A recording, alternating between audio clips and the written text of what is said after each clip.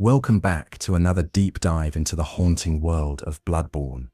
Tonight, we're exploring one of the most pivotal figures in Yharnam's tragic history, Master Willem, the scholar whose pursuit of knowledge set in motion the events that would damn an entire civilization. Before we begin this journey into the depths of forbidden wisdom, if you enjoy these deep lore explorations, hitting that subscribe button really helps the channel grow and lets me know you want more content like this. Now, settle in as we unravel the story of the man who sought to elevate humanity, only to drag it into an abyss of horror. Master Willem sits alone in his rocking chair, overlooking a moonlit lake. He's ancient beyond measure, blind and silent.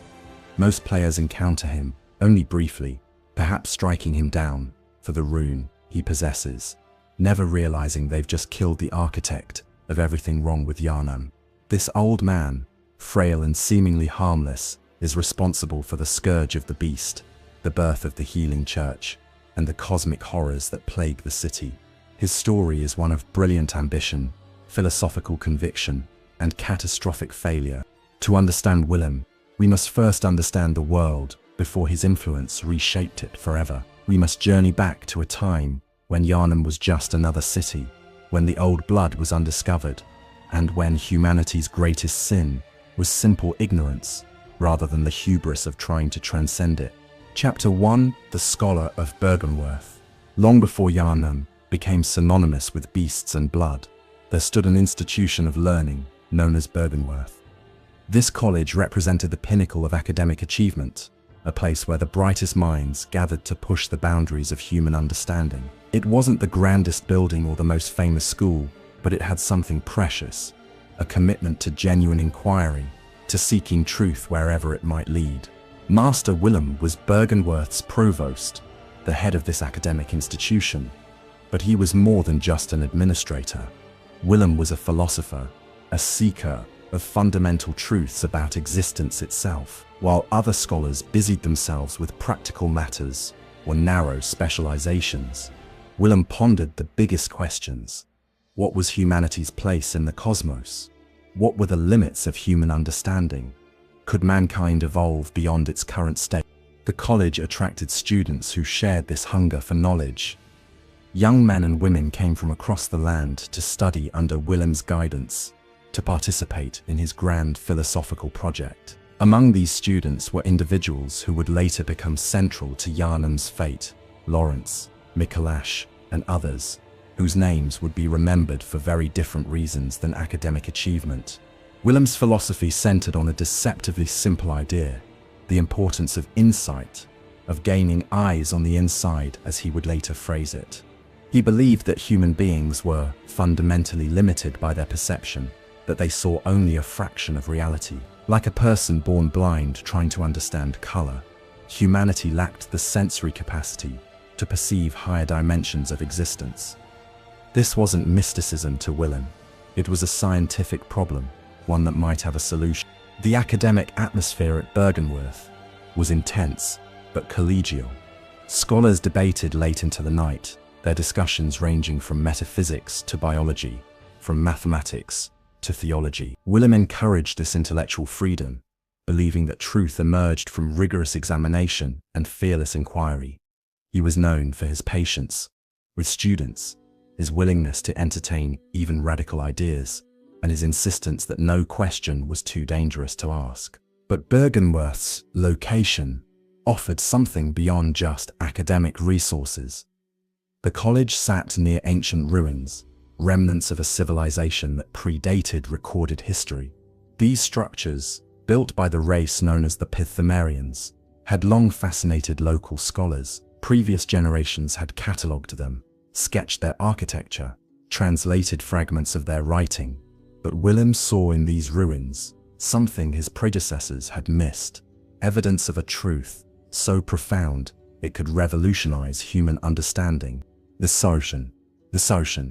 The Pythagorean ruins weren't just archaeological curiosities, they were doorways to knowledge that humanity had forgotten, or perhaps had never possessed. These ancient people had achieved something, had understood something, that modern civilization couldn't comprehend. Their cities extended deep underground, carved into living rock, lit by strange luminescence that had burned for millennia. Their art depicted beings that didn't match any known species, creatures of impossible geometry and alien majesty. Willem began organizing expeditions into these ruins.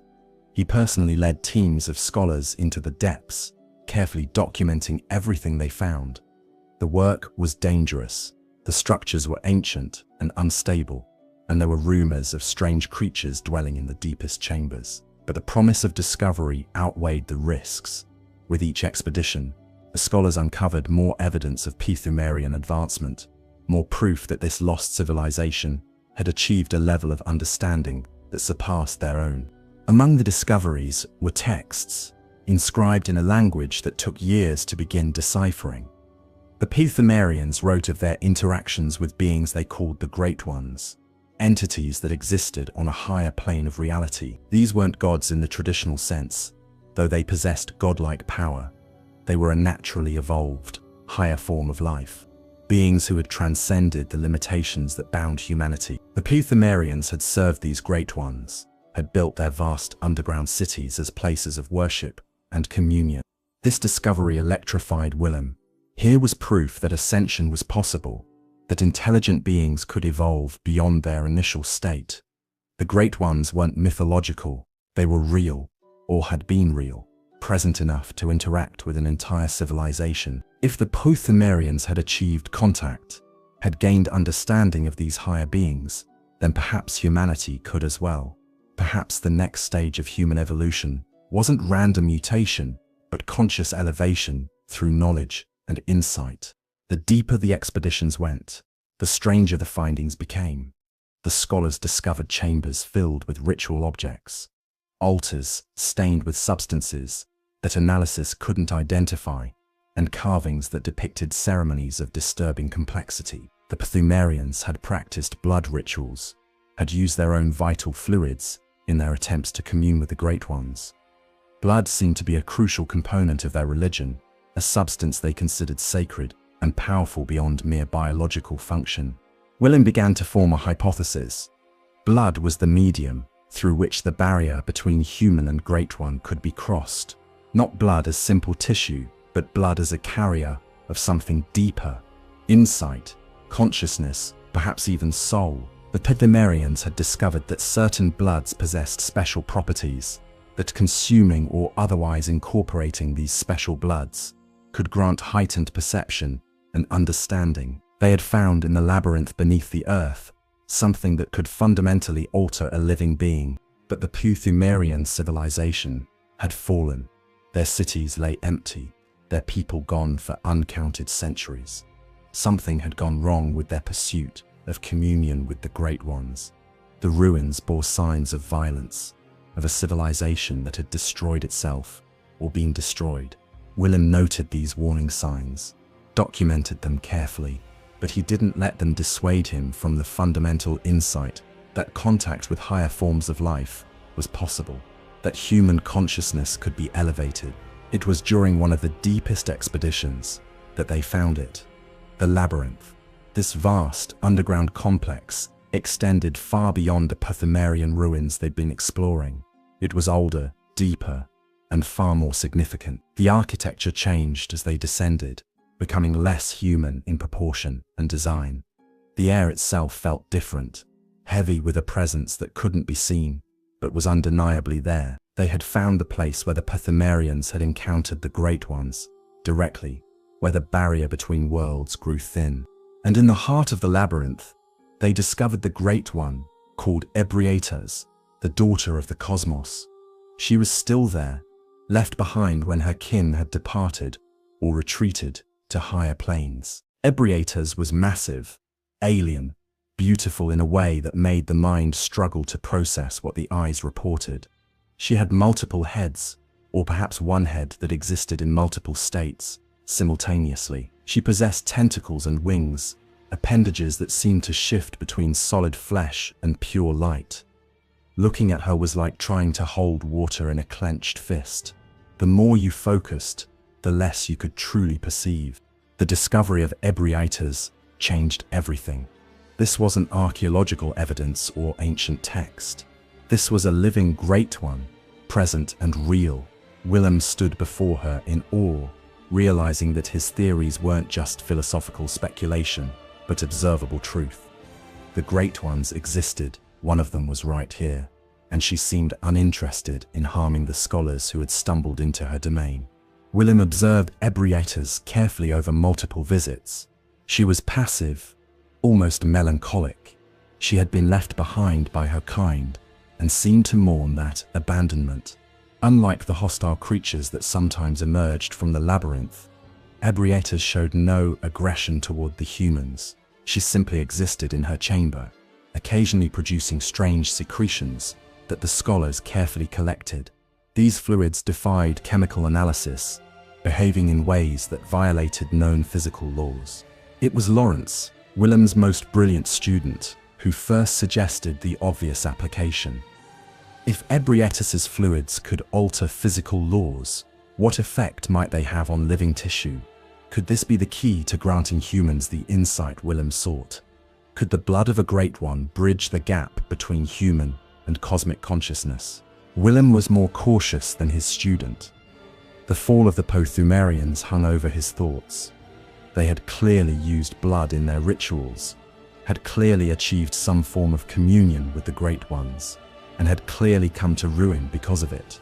But the temptation was overwhelming. Here was the opportunity to test his fundamental hypothesis, to see if humanity could transcend its limitations through knowledge and insight, rather than the slow grind of natural evolution. They began with careful experiments. Small amounts of Ebrietas secretions were studied, their properties catalogued. The substance was strange beyond understanding. It was blood, but it was also something more. It contained biological components, but also seemed to possess qualities that were more metaphysical than physical. Under microscopes, it appeared to move with purpose, as if it possessed rudimentary awareness. The first human trials were conducted with volunteers from among the scholars themselves. Minute quantities of the diluted substance were administered, and the effects were immediately apparent. Recipients reported heightened sensory perception, seeing colors they couldn't describe, hearing sounds that weren't quite sounds. Some experienced visions of vast cosmic spaces, of realities layered upon their own. The effect was temporary but profound. Willem saw in these results validation of his life's work. Insight could be artificially induced. Human consciousness could be elevated through direct contact with Great One blood. He coined his famous phrase during this period: "We are born of the blood, made men by the blood, undone by the blood. Fear the old blood." It was both celebration and warning, acknowledgement that the power they discovered was as dangerous as it was transformative. But not everyone at Byrgenwerth interpreted the results the same way. While Willem wanted to proceed slowly, to understand the mechanism before wider application, Laurence saw opportunity. The young scholar began to envision not just individual enlightenment, but a cure for humanity's greatest affliction, disease. If old blood could alter consciousness, might it not also heal the body? Could this be the universal medicine that had eluded physicians for millennia? The philosophical split between Willem and Laurence began subtly but would eventually tear Byrgenwerth apart. Willem insisted that the focus should remain on gaining insight, on elevating human consciousness to perceive higher truths. Physical healing was secondary, almost irrelevant.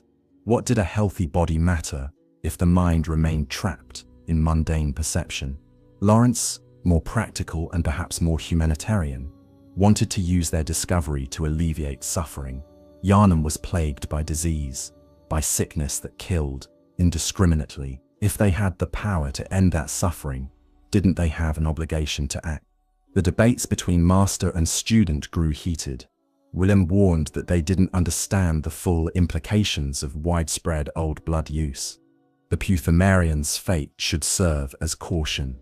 Laurence countered that hiding knowledge out of fear was the greatest sin a scholar could commit. If they had discovered something that could help humanity, they must share it, refine it, use it for the greater good. To do otherwise was moral cowardice. Other scholars took sides. Some supported Willem's cautious approach, believing that insight and understanding must come before application. Others joined Laurence, swayed by his passion and the humanitarian appeal of his vision. The college that had been united in inquiry became divided by philosophy, and in that division lay the seeds of catastrophe that would consume Yharnam. Chapter 2. The Breaking of Fellowship. The relationship between Willem and Laurence had once been among the most productive in Byrgenwerth's history. Laurence was everything a mentor could hope for in a student: brilliant, dedicated, fearless in his pursuit of truth. Willem had recognized early that this young man possessed not just intelligence, but vision, the ability to see connections others missed, and to ask questions that pushed understanding forward. Under Willem's guidance, Laurence had flourished, becoming not just a scholar, but a genuine philosopher, capable of original thought. But that very brilliance contained the seeds of their eventual falling out. Laurence wasn't content to be a perpetual student, to forever follow in his mentor's footsteps. He wanted to forge his own path, to apply knowledge rather than simply accumulate it. Where Willem saw the pursuit of insight as an end in itself, Laurence saw it as a means to transform society. This fundamental difference in worldview remained manageable while they explored theoretical possibilities. It became irreconcilable when they possessed actual Great One blood. The discovery of Ebrietas and the successful initial experiments with diluted old blood created a crossroads. Willem wanted to continue studying, to understand the mechanism by which the blood granted insight, to ensure they fully comprehended what they were dealing with before expanding their work. His caution was informed by the evidence of Pythagorean collapse, by the obvious fact that a civilization far more advanced than their own had destroyed itself, pursuing the same path. To Willem, this warranted extreme care. Laurence saw the situation differently. Yes, the Pythagoreans had fallen, but they had also achieved communion with the Great Ones. They had succeeded in their goal before whatever catastrophe overtook them. The key was to learn from their mistakes, to proceed more carefully than they had. And meanwhile, people were suffering in Yharnam. Disease ravaged the city. The wealthy could afford some treatment, but the poor died in droves from ailments that might be preventable. If old blood truly possessed healing properties, as the early experiments suggested, then delay meant condemning people to needless death. The philosophical divide deepened. With each debate, Willem accused Laurence of hubris, of thinking he could succeed where an entire advanced civilization had failed, of treating sacred knowledge as a mere tool for immediate gratification. Laurence accused Willem of hiding behind academic caution, of being so afraid of consequences that he was willing to let preventable suffering continue. Their arguments filled the halls of Byrgenwerth, drawing other scholars into the conflict, forcing everyone to choose a side. It's important to understand that both men believed they were right, that their position was not just pragmatically sound, but morally necessary. Willem genuinely believed that rushing into widespread old blood use would doom humanity. His warnings weren't theoretical abstractions, but conclusions drawn from careful study of the evidence. Laurence genuinely believed that hoarding transformative knowledge was ethically indefensible. His urgency wasn't reckless ambition, but compassionate response to real suffering. This wasn't a conflict between good and evil, but between two different visions of responsibility.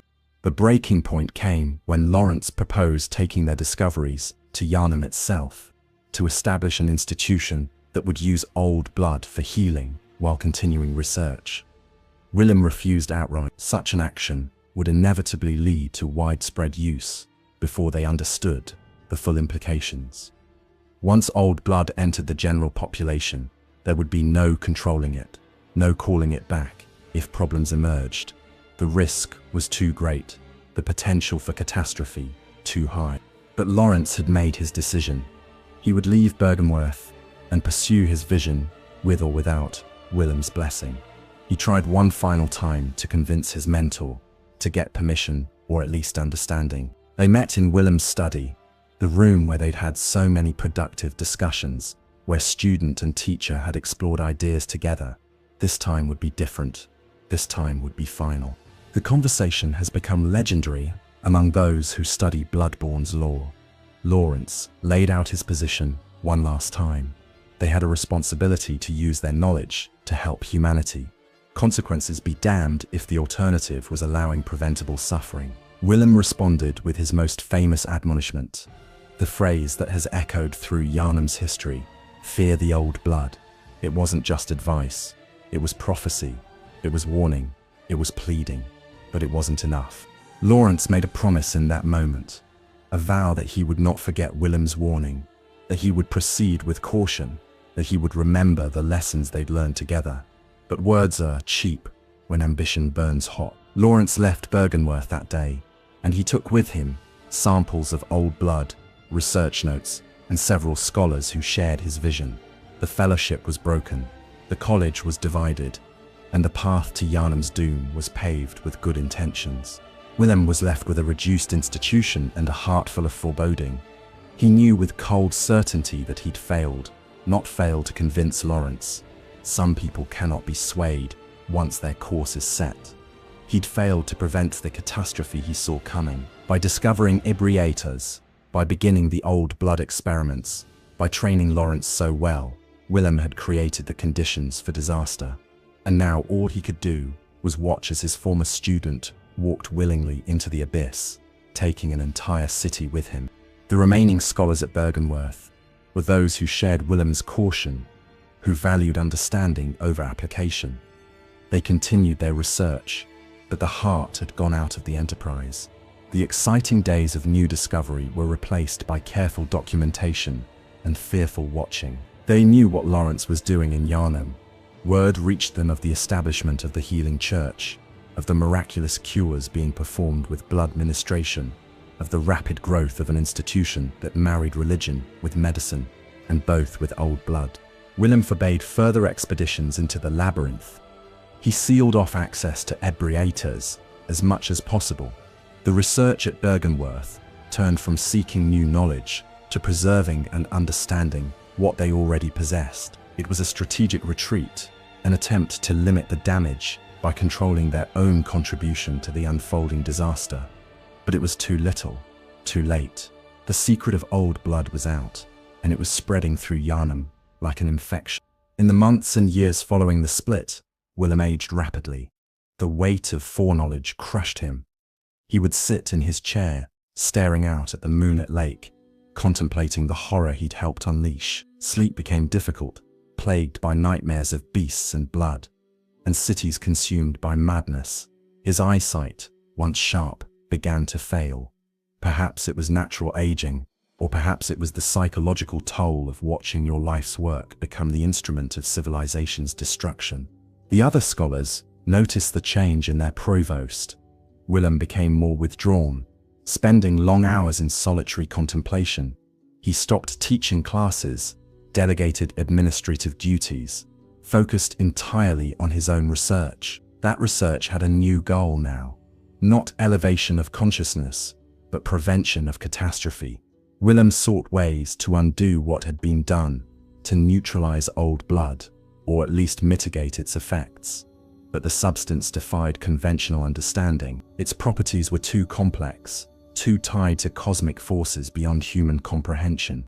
Reports from Yharnam grew increasingly disturbing. The healing church was thriving, attracting followers from across the land.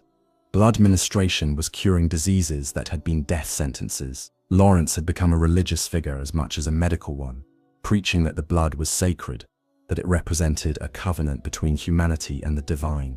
The old blood was being refined, administered in increasing quantities, incorporated into the city's very infrastructure through blood ministration clinics. And then came the first transformation. Someone in Yharnam changed, their body warping into something that was no longer human. The details were suppressed by the healing church, but rumors reached Byrgenwerth. A person who had received blood ministration had become bestial, violent, uncontrollable. They'd had to be put down like an animal. The church claimed it was an isolated incident, a reaction to some other factor. But Willem knew better. The scourge of the beast had begun, exactly as he'd feared. Willem tried to reach out to Laurence, to warn him that this was just the beginning, that the transformations would spread, but his former student was unreachable, surrounded by church officials, convinced that any problems could be managed. Laurence had invested too much, built too much, to acknowledge that the foundation was poisoned. The healing church continued blood ministration, even as the beast transformations became more frequent. As the situation in Yharnam deteriorated, Willem made a decision that would define his final years. If he couldn't stop the catastrophe, he could at least preserve knowledge about what had happened, maintain a record so that if humanity survived, it would understand how it had nearly destroyed itself. Byrgenwerth would become a monument to hubris, a warning to future generations about the danger of pursuing power without wisdom. He also made a more controversial decision. If insight was the key to perceiving higher truths, and if the old blood path led to beasthood, then perhaps there was another way to achieve elevation. Willem began experimenting on himself, using techniques that didn't rely on old blood. He sought to gain eyes on the inside through pure mental discipline, through meditation and philosophy made physical. The process was slow and painful, but he believed it necessary. If he could achieve cosmic insight without blood, he could prove that Laurence's path was wrong, that there was a safer way forward. The scholars who remained at Byrgenwerth watched their provost transformation with mixed feelings. Some admired his dedication, his willingness to experiment on himself rather than risk others. Others worried that Willem was losing touch with reality, that his obsession with proving Laurence wrong was driving him to dangerous extremes. The line between visionary and madman is often thin, and Willem was walking it with determination. Years passed. Yharnam descended further into nightmare. The scourge of the beast became unmanageable, with transformations occurring throughout the city. The healing church, rather than stopping blood ministration, doubled down, believing that more refined blood would solve the problems caused by earlier, cruder versions. Hunters emerged to cull the beasts, an entire profession built on managing the symptoms rather than addressing the cause. And through it all, Laurence continued his work, now focused less on healing and more on achieving something greater, true communion with the Great Ones. Willem received one final message from his former student. It came years after their parting, delivered by a church messenger who seemed uncomfortable with his task. The letter was brief, almost cryptic. Laurence spoke of his work, of how close he was to achieving transcendence, to proving that his path was correct. But there was something else in the letter, something unspoken. A plea, perhaps, or a confession. Laurence knew something had gone wrong, but he'd gone too far to turn back now. The letter ended with a single line that mirrored Willem's own warning from years before. Remember our adage. Willem held that letter for a long time, reading and rereading it. The handwriting was Laurence's, but shakier, less controlled. His former student was suffering, that much was clear. But what could Willem do? The damage was done. Yharnam was lost, and perhaps, in some terrible way, this was how it had to be. Humanity had reached for divinity and grasped horror instead. The lesson would be written in blood and beast flesh, a warning carved into the very stones of a dying city. Chapter 3: The Path of Eyes. While Yharnam burned with beast fire, Byrgenwerth pursued a different kind of transformation. Willem's experiments with non-blood methods of gaining insight had begun carefully but grew increasingly radical. As the scourges spread, validated his worst fears. If Laurence's path led to beasthood, then Willem would prove there was another way, a purer method of achieving the cosmic awareness they both sought. The key, Willem believed, lay in the mind rather than the body. Old blood worked by physically altering tissue, changing flesh into something that could perceive higher dimensions of reality. But consciousness wasn't just a product of flesh. It was something more fundamental, something that might be elevated through understanding alone. If you could train your mind to perceive what the eyes couldn't see, to sense what the body couldn't feel, you might achieve insight without the corruption that came with blood. Willem began with meditation, though calling it that doesn't capture the intensity of his practice. He would sit for days at a time, barely eating, not sleeping, pushing his consciousness towards states that most humans never experience. He sought to perceive the cosmic currents that flowed through reality, to sense the presence of the Great Ones, without needing altered biology to do so. The process was excruciating. The human mind isn't designed to perceive beyond its normal range, and forcing it to do so creates a kind of psychological damage. But Willem persisted. He documented everything, keeping detailed journals of his experiences. He described sensations that had no words in human language, visions of spaces that existed in more than 3 dimensions, sounds that were also colors that were also emotions. His writings from this period are nearly incomprehensible, filled with diagrams that make no geometric sense, and descriptions that contradict themselves, while remaining somehow internally consistent. The other scholars at Byrgenwerth watched their provost decline with growing concern. Willem was clearly damaging himself, pushing too hard, sacrificing his sanity for knowledge. Some tried to intervene, to convince him to slow down or stop entirely. But Willem was beyond persuasion. He'd watched his life's work become a plague. The only redemption available was to prove that elevation could be achieved safely, that the dream of transcendence wasn't inherently corrupting. Even if it killed him, even if it drove him mad, he would find the path of I. The first breakthrough came after months of continuous meditation. Willem perceived something he called the phantasm realm, a layer of reality that existed alongside the physical world, but remained invisible to normal perception. This realm was inhabited by creatures that weren't quite physical, beings made of thought and dream and cosmic energy. They'd always been there, these phantasms, moving through and around humanity without being noticed. Willem learned to see them, to track their movements, to understand their nature. This discovery thrilled and terrified him in equal measure. The phantasms were related to the Great Ones, perhaps lesser versions or offspring or fragments.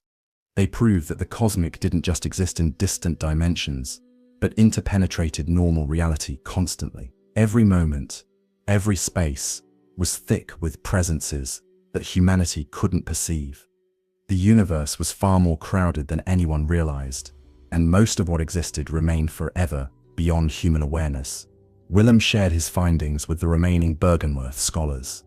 He tried to teach them his techniques, to help them perceive the phantasm realm for themselves. Some succeeded, achieving limited perception of the invisible layers. Others failed, their minds unable to process the contradiction of seeing what couldn't be seen. A few went mad in the attempt, their consciousness fragmenting under the strain of forced perception. Willem noted these casualties clinically, adding them to his documentation of the costs and risks. The second phase of his experimentation involved water, specifically the lake that Byrgenwerth overlooked.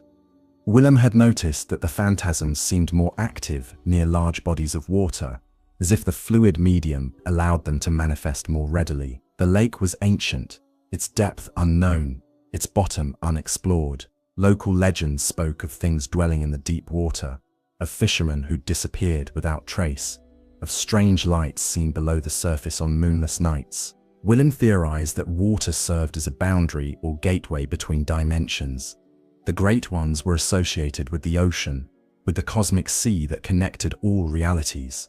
Perhaps submersion in water, combined with the proper mental state, could grant the perception he sought. It was dangerous. Drowning was a real possibility, and who knew what might be encountered in those depths. But danger had ceased to concern Willem. He'd accepted that his quest would likely kill him. The only question was whether it would kill him before or after he achieved his goal. The first submersion was brief and relatively shallow. Willem had scholars tie a rope around his waist and lower him into the lake.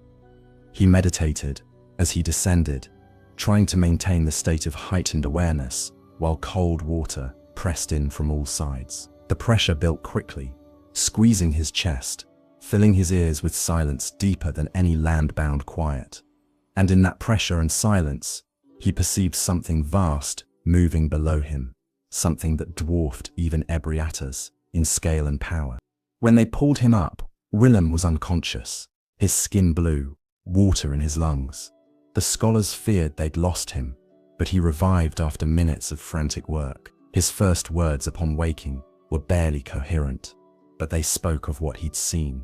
A great one dwelling in the lake itself, an entity that had been there longer than Byrgenwerth, longer than human memory. The lake wasn't just water, it was a physical body, or perhaps a doorway, for something far larger than the hole it filled. This great one, which Willem would later identify as related to Koz, represented both danger and opportunity. If a great one lived so close to Byrgenwerth, if it had been there all along without anyone realizing, then humanity's ignorance was even more profound than he'd thought. But it also meant that communion might be possible without descending into the Pethemarian labyrinth, without relying on Ebrietas' blood. Perhaps this lake-dwelling entity could grant insight directly. Willem began a series of underwater meditations, each one longer and deeper than the last. He trained himself to hold his breath for inhuman lengths of time, to remain conscious even as his body screamed for air. The scholars who assisted him grew increasingly horrified by what they were enabling. Willem was drowning himself repeatedly, dying and being revived, all in pursuit of perception. But they couldn't stop him. He was still the provost, still their leader, and his will was absolute. During these submersions, Willem encountered creatures he called the Garden of Eyes. These entities existed primarily in the phantasm realm, but had some physical presence in the water. They were collections of eyes, clusters of perception organs, that served as extensions of the lake-dwelling Great One's awareness. They watched Willem as he descended, tracking his progress, perhaps reporting his presence to their master. He learned to communicate with them after a fashion, not through words but through shared perception, seeing through their eyes as they saw through his. The transformation of Willem's own eyes began around this time. The constant strain of forced perception, combined with the effects of repeated near-drowning, changed his vision. He started to see things even when he wasn't meditating, phantasms visible in his normal daily life. At first this seemed like success. He was achieving persistent heightened perception, but the change was uncontrollable. He couldn't turn it off, couldn't return to normal human vision when he needed to. His eyesight deteriorated rapidly. After that, the physical organs were being overwhelmed by the mental perception they enabled. Willem was seeing too much, perceiving too many layers of reality simultaneously, and his eyes couldn't handle the strain. Within months, he was effectively blind in the conventional sense, though he could still perceive the phantasm realm and other non-physical dimensions. He traded normal vision for cosmic awareness, and the exchange was devastating. But Willem had achieved something undeniable. He'd gained eyes on the inside, as his old aphorism promised. He perceived realities that most humans would never know existed. He understood the Great Ones, not as abstract concepts, but as present entities whose activities constantly influence the physical world. He transcended human limitation without using old blood, proving that his path was theoretically viable. The fact that it had cost him his sight, his health, and possibly his sanity didn't invalidate the achievement. The scholars at Byrgenwerth began to follow his example, though with more caution than their provost had shown. They studied his techniques, practiced his meditations, made their own careful explorations of the phantasm realm. Some succeeded in gaining limited perception without destroying themselves. Others failed and had to abandon the attempt. But a culture developed at the college, a tradition of seeking insight through mental discipline rather than biological alteration. They called themselves the choir, though that term would later be appropriated by a faction of the healing church. Willem's research during this period focused on understanding the Great One's nature and goals. Why did these cosmic entities interact with humanity at all? What did they want? The answer he uncovered was both simple and tragic. The Great Ones, despite their power and awareness, suffered from a fundamental loss. They couldn't reproduce naturally. Every Great One desperately sought to create or claim offspring, to continue their lineage. This hunger for children drove much of their interaction with humanity. The Pethemarians had understood this. Their blood rituals and underground cities were attempts to serve the Great One's reproductive needs. to become vessels or surrogate parents for cosmic offspring. Some Pthumerians had succeeded, birthing or becoming hybrid creatures that were neither human nor Great One, but something in between. These beings were scattered throughout the labyrinth, remnants of an ancient reproductive experiment that had produced mixed results. The implications were staggering. The Great Ones weren't seeking to elevate humanity out of benevolence. They wanted something from humans, needed something. Every contact, every granting of insight, every transformation was part of a cosmic reproductive strategy. Humans were potential parents, potential vessels, potential raw material for Great One offspring. The pursuit of communion that Willem and Laurence had dedicated their lives to wasn't a path to transcendence. It was an invitation to become a womb for something utterly alien. This realization crushed what remained of Willem's optimism. He'd thought that gaining insight would bring understanding, that understanding would bring meaning or purpose, or at least clarity. Instead, he'd learned that humanity was insignificant, even in the eyes of beings that bothered to notice it. The Great Ones viewed humans as tools, as means to an end, as biological resources to be exploited for reproductive purposes. There was no grand design, no cosmic plan that elevated humanity. There was only the desperate need of barren gods seeking any method to create children. Willem withdrew further into himself. After this discovery, he stopped teaching, stopped even speaking to the other scholars. Most days, he would sit in his chair by the lake, staring with blind eyes at water that contained more than water, perceiving presences that most humans would never sense. The weight of knowledge crushed him as thoroughly as the lake water had crushed his lungs during those experimental submersions. He'd achieved his goal, gained the insight he sought, and it had revealed a universe even more hostile and uncaring than the one he'd known before. Chapter 4. The Church's Rise. While Willem pursued his path of eyes at Byrgenwerth, Laurence built his empire in Yharnam. The healing church grew from a small clinic into the most powerful institution in the city, eventually overshadowing even the government in influence and authority. This transformation happened quickly, driven by the undeniable effectiveness of blood ministration and Laurence's genius for organization and presentation. The church's appeal was straightforward. They could cure diseases that had been death sentences. Old blood, properly refined and administered, healed wounds that would have festered, cured infections that would have killed, restored health to the chronically ill. People flooded to the church's clinics, desperate for the miracle of blood ministration, and the church delivered, again and again, proving that their methods worked in ways that conventional medicine never had. Laurence understood that medicine alone wouldn't sustain an institution of the scale he envisioned. The church needed to offer not just physical healing, but spiritual meaning. He reframed blood ministration as a sacrament, old blood as a holy substance that connected humanity to the divine. The Great Ones became gods in church doctrine, beings of infinite wisdom and power who offered humanity the chance to transcend its limitations. Blood ministration was communion with these gods, a literal incorporation of divine essence into human flesh. This religious framework proved extraordinarily effective. People didn't just come to the church for healing. They came for purpose, for meaning, for the promise of something greater than their mundane existence. The church offered not just health, but salvation, not just medicine, but transcendence. Laurence preached that through blood, humanity could evolve into something higher, something worthy of standing alongside the Great Ones themselves.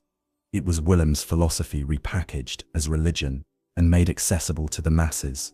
The church's structure grew increasingly complex. As it expanded, different factions emerged, each focusing on specific aspects of the church's mission.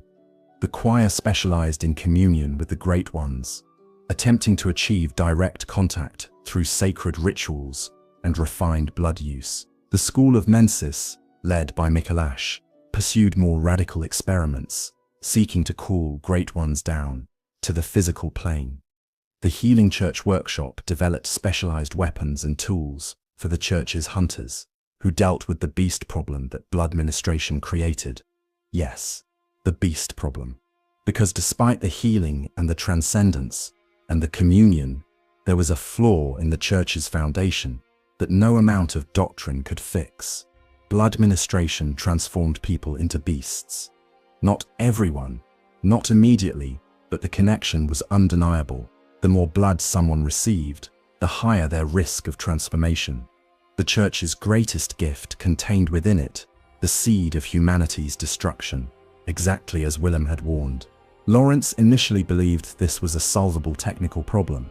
The early old blood preparations were crude, insufficiently refined. If they could purify the blood further, remove whatever component caused the beastly transformation, they could keep the healing properties while eliminating the side effects. The church invested enormous resources into blood research, experimenting with different refinement techniques, different administration methods, different source materials, but the transformations continued. Worse, they accelerated as blood ministration became more widespread.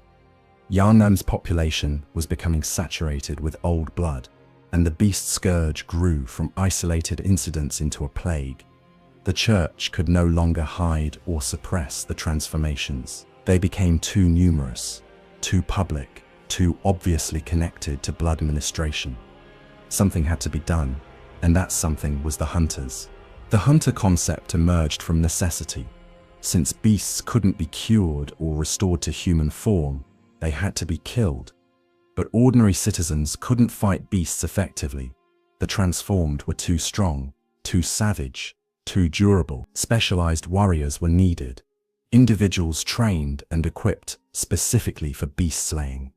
The church workshop developed weapons unlike any seen before: saw blades and transformed axes, guns that fired mercury, tools designed specifically to kill warped human flesh.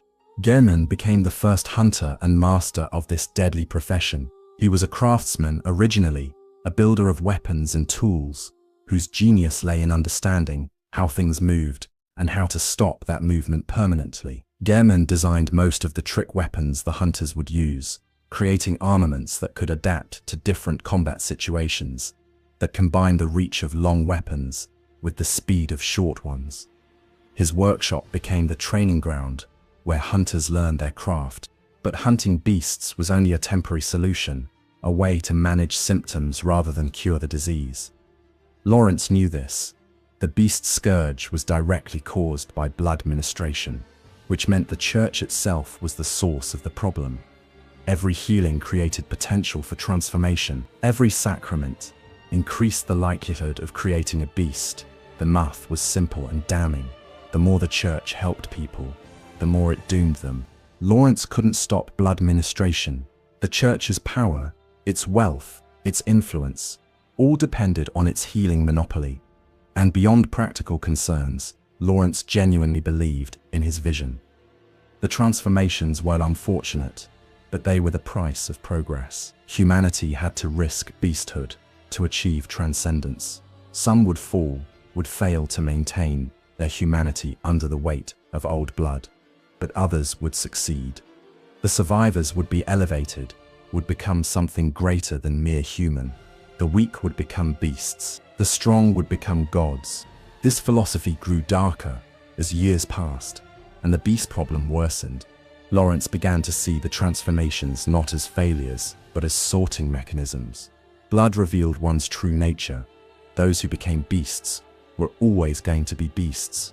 The blood just made it visible. But those who maintained humanity despite blood's influence proved their worthiness.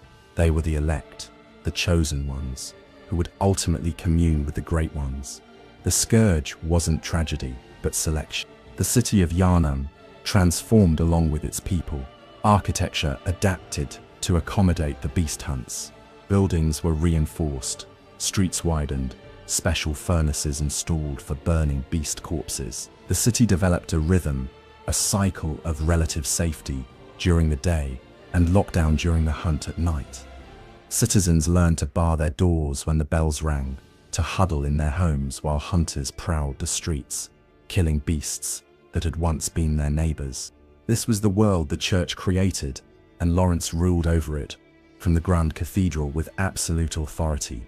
He'd become more than a religious leader. He was Yharnam's de facto monarch, its spiritual guide, its chief medical officer, and its judge of who deserved blood and who must be denied it. The power was intoxicating, and it obscured the growing evidence that his path had failed just as catastrophically as Willem predicted. Messages from Byrgenwerth still reached Laurence occasionally. Willem would send warnings, share his own research findings, plead with his former student to stop before it was too late. But Laurence had long since stopped listening. He'd committed too fully to his course to turn back. Now, every doubt, every moment of conscience, had to be suppressed in service of the greater vision. If he admitted that Willem was right, that blood ministration was dooming humanity, then everything he built was a monument to failure. Better to push forward, to believe that salvation lay just ahead, than to face the abyss of what he'd done. The Church's expeditions into the Pthumerian labyrinth increased during this period. Laurence wanted more old blood sources, particularly the especially potent blood found in the deepest chambers. He sought out Ebrietas, the great one that Willem had discovered, and then sealed away. Church scholars forced entry into the restricted areas of the labyrinth, found Ebrietas still waiting in her chamber, still passive and melancholic. They brought her to Yharnam, installing her in the highest levels of the cathedral, making her the Church's captive god. Ebrietas's presence in Yharnam changed the city's very atmosphere. Her blood was harvested continuously, refined into ever more potent variants, distributed through the ministration clinics. The effects were immediate and terrible. Transformations accelerated. The beasts became larger, more savage, more numerous. But some individuals also achieved something approaching genuine communion, perceiving cosmic truths, gaining insight that seemed to validate Laurence's Ents project. Success and failure intertwined so thoroughly that separating them became impossible. Laurence himself began to change. The years of blood research, of exposure to concentrated old blood, of close proximity to Ebrietas, transformed him slowly. His body grew larger, his metabolism altered, his perception shifted towards something post-human. He told himself this was ascension, the elevation he'd always promised. But privately, in moments of clarity, he recognized signs of the same transformation that created beasts. He was becoming something, but whether that something was higher or lower than human remained unclear. The breaking point came when Laurence attempted direct communion with Ebrietas, seeking to bridge the gap between human and Great One, completely. He subjected himself to a ritual that combined massive blood infusion with mental preparation techniques borrowed from Willem's old research. The goal was to achieve what the Pthumerians had accomplished, to become a bridge between dimensions, a hybrid being that belonged to both cosmic and physical realms. The ritual failed catastrophically. Laurence's body rejected the transformation, or perhaps completed it in the worst possible way. He became a beast, but not a normal beast. His transformation was unique, creating something that combined human intelligence with beastly form, cosmic awareness with savage hunger. He was enormous, burning with an internal fire that consumed him even as it kept him alive. He was everything he'd feared and everything he'd sought, combined into a single tragic form. The Church covered up Laurence's transformation, claiming he'd retreated into meditation or ascended to a higher plane. His actual body was hidden away, trapped in a state between life and death, consciousness and madness. The vicar position was created to fill the leadership void, with successive individuals taking on Laurence's mantle, while the founder himself burned in his chamber, too important to acknowledge, too monstrous to reveal. News of Laurence's fate reached Willem, eventually, carried by scholars who still maintained contact between Byrgenwerth and the Church. The report was vague, sanitized, but Willem understood what had really happened. His former student had become exactly what Willem warned he would become. The promise Laurence made on the day they parted, the vow to never forget the adage, had been broken in the most literal and horrifying way possible. Fear, the old blood. Laurence had stopped fearing it, and it had consumed him utterly. Willem felt no satisfaction in being proven right. The validation brought only despair. He'd spent decades developing an alternative path, trying to show that elevation without corruption was possible. But what good was that alternative if the world was already drowning in blood? Byrgenwerth could offer insight without beasthood to civilization that had already committed to the beast path. His life's work was academically correct, but pragmatically irrelevant. Chapter 5. The Fishing Hamlet. While Yharnam descended into its beast-plagued nightmare, and Willem pursued his vision of pure insight, at Byrgenwerth, another tragedy unfolded on the coast.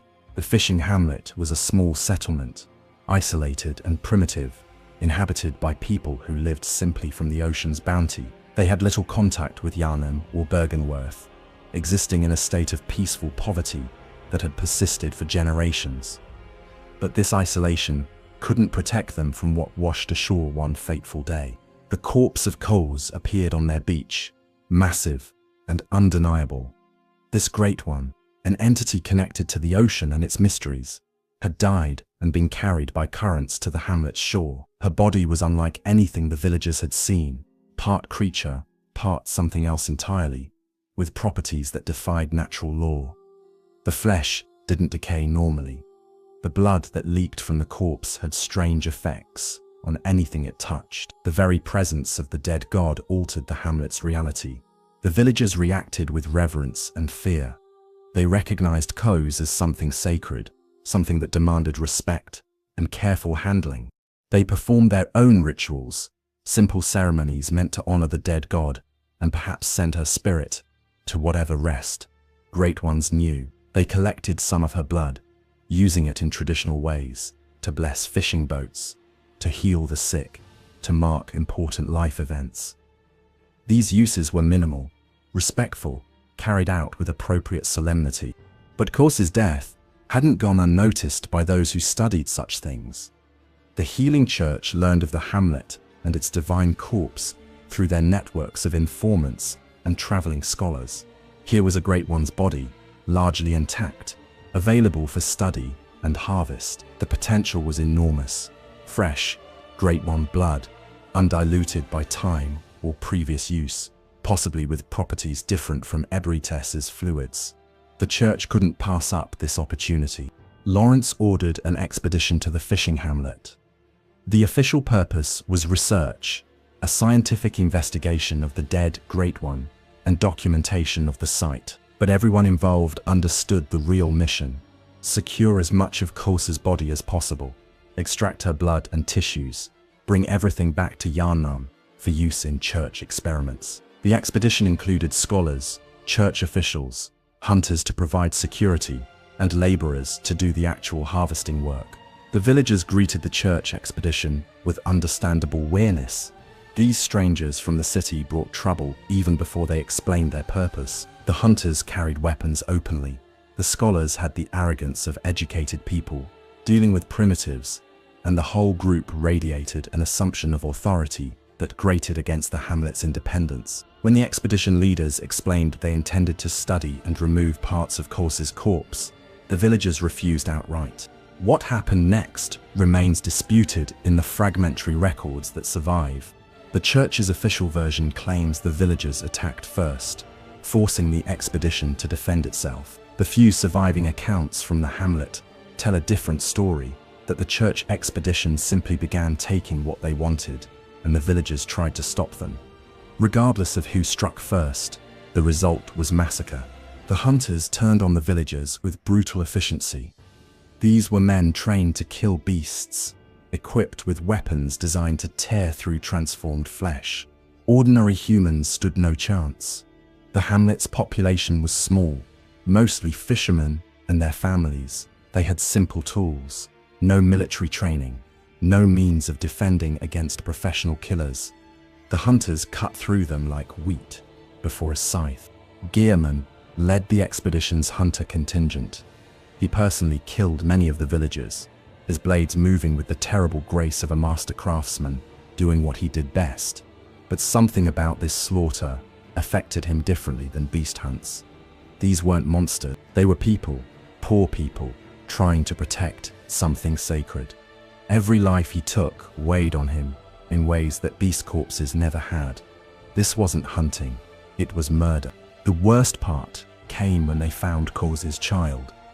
Inside the Great One's corpse, somehow preserved despite her death, was an offspring, not fully formed perhaps, but undeniably present. This was what all Great Ones sought, what their reproductive hunger drove them toward. Cause had achieved it, had created or claimed a child. And now that child, the most valuable specimen the church could imagine, was taken from the mother's corpse and prepared for transport back to Yharnam. But the child wasn't quite dead. Great Ones don't die easily, and their offspring even less so. The entity that would become known as the Orphan of Cause possessed a terrible vitality, a fury at what had been done to it and its mother. It lashed out as the church scholars tried to secure it, killing several before being subdued. The struggle was brief, but showed everyone present that they'd taken something far more dangerous than they'd realized. The expedition departed with their prizes, massive quantities of Cause's tissue, gallons of her blood, and the orphan itself. They left behind a hamlet destroyed, its population massacred or fled, the sacred corpse violated and harvested. The ocean witnessed it all, and the ocean remembered. Cause might be dead, but the connection between Great Ones and water, between the cosmic and the deep, meant that her awareness persisted in some form. She cursed those who'd killed her people and stolen her child. That curse would haunt the hunters forever. Word of the fishing hamlet massacre reached Willem through the same networks that had informed the Church of Cause's body in the first place. The report horrified him. The church hadn't just used blood unwisely or pursued communion recklessly. They'd committed murder, had slaughtered innocents to secure biological specimens. Lawrence's institution had become something monstrous, an organization so focused on its goals that it treated human life as expendable in service of the greater vision. Willem understood the implications immediately. The church had crossed a moral threshold that couldn't be uncrossed. They'd proven themselves willing to do anything, to sacrifice anyone, in pursuit of communion with the Great Ones. If they'd massacre an entire village for access to a dead god's corpse, what wouldn't they do? The situation was worse than he'd feared. The beast plague was at least unintentional, a side effect of misguided healing. The fishing hamlet was deliberate evil, calculated atrocity. The Orphan of Cause was brought to Yharnam and became the church's most carefully guarded secret. Experiments on the creature yielded disturbing results. Its blood was incredibly potent, granting visions and insight far beyond what Ebrietas of fluids provided. But those who received the orphan's blood often went violently insane, their minds unable to process the cosmic awareness it forced upon them. The curse Cause, laid on the hunters, seemed to extend to anyone who benefited from her child's violation. Yharnam never recovered from the fishing hamlet. The massacre haunted his dreams, turning sleep into a gauntlet of guilt and horror. He saw the faces of the villagers he'd killed, heard their screams, relived the moment when innocent blood had stained his weapons. The curse was personal for him, a psychic wound that wouldn't heal. He began talking about a dream, a nightmare really, from which he couldn't wake.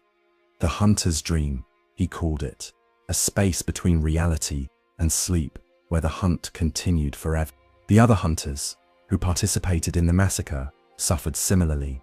Some went mad, others killed themselves, a few simply disappeared.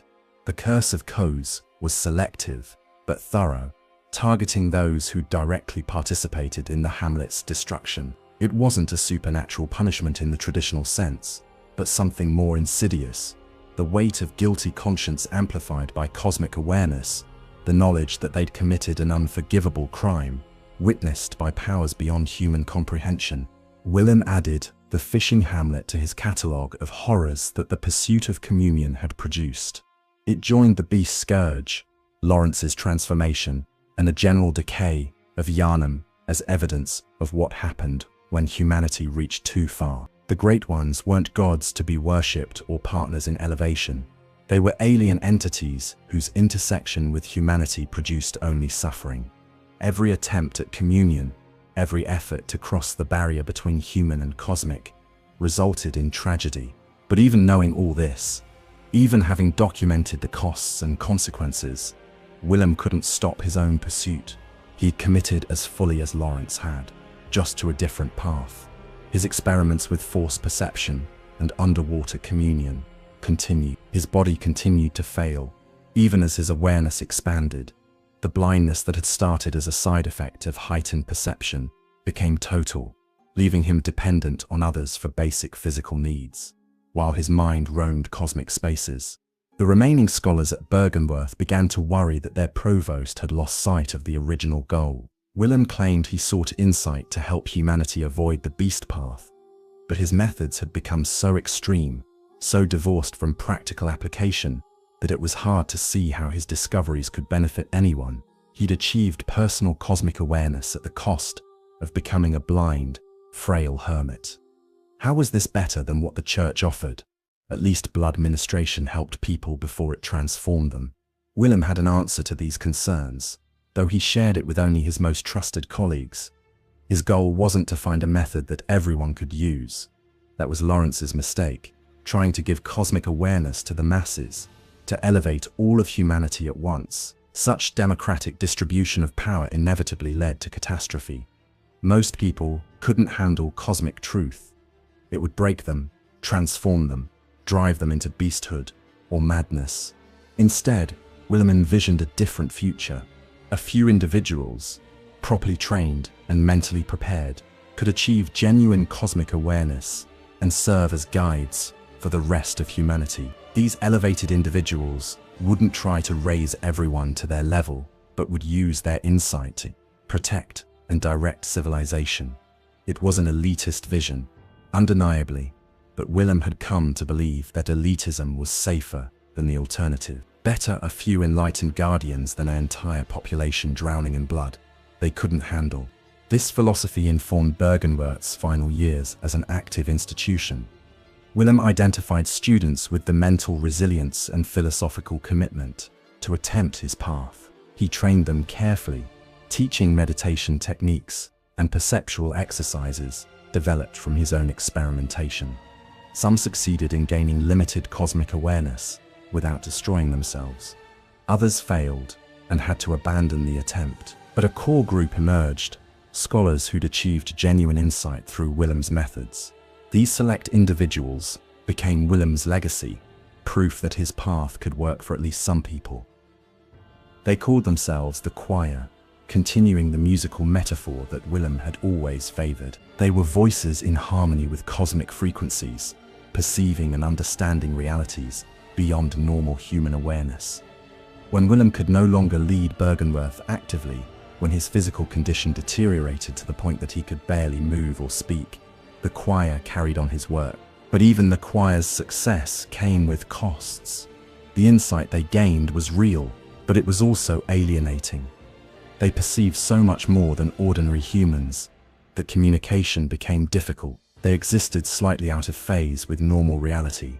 Their awareness spread across dimensions that their bodies still inhabited only singularly. Some of the choir began to seem less than fully present, as if the physical person was just a partial manifestation of a consciousness that existed primarily elsewhere. Willem watched these developments with mixed feelings. He'd succeeded in creating individuals with genuine cosmic awareness, who hadn't become beasts, but he'd also created people who were increasingly disconnected from humanity, who might eventually drift so far into cosmic perception that they lost their grounding in physical reality entirely.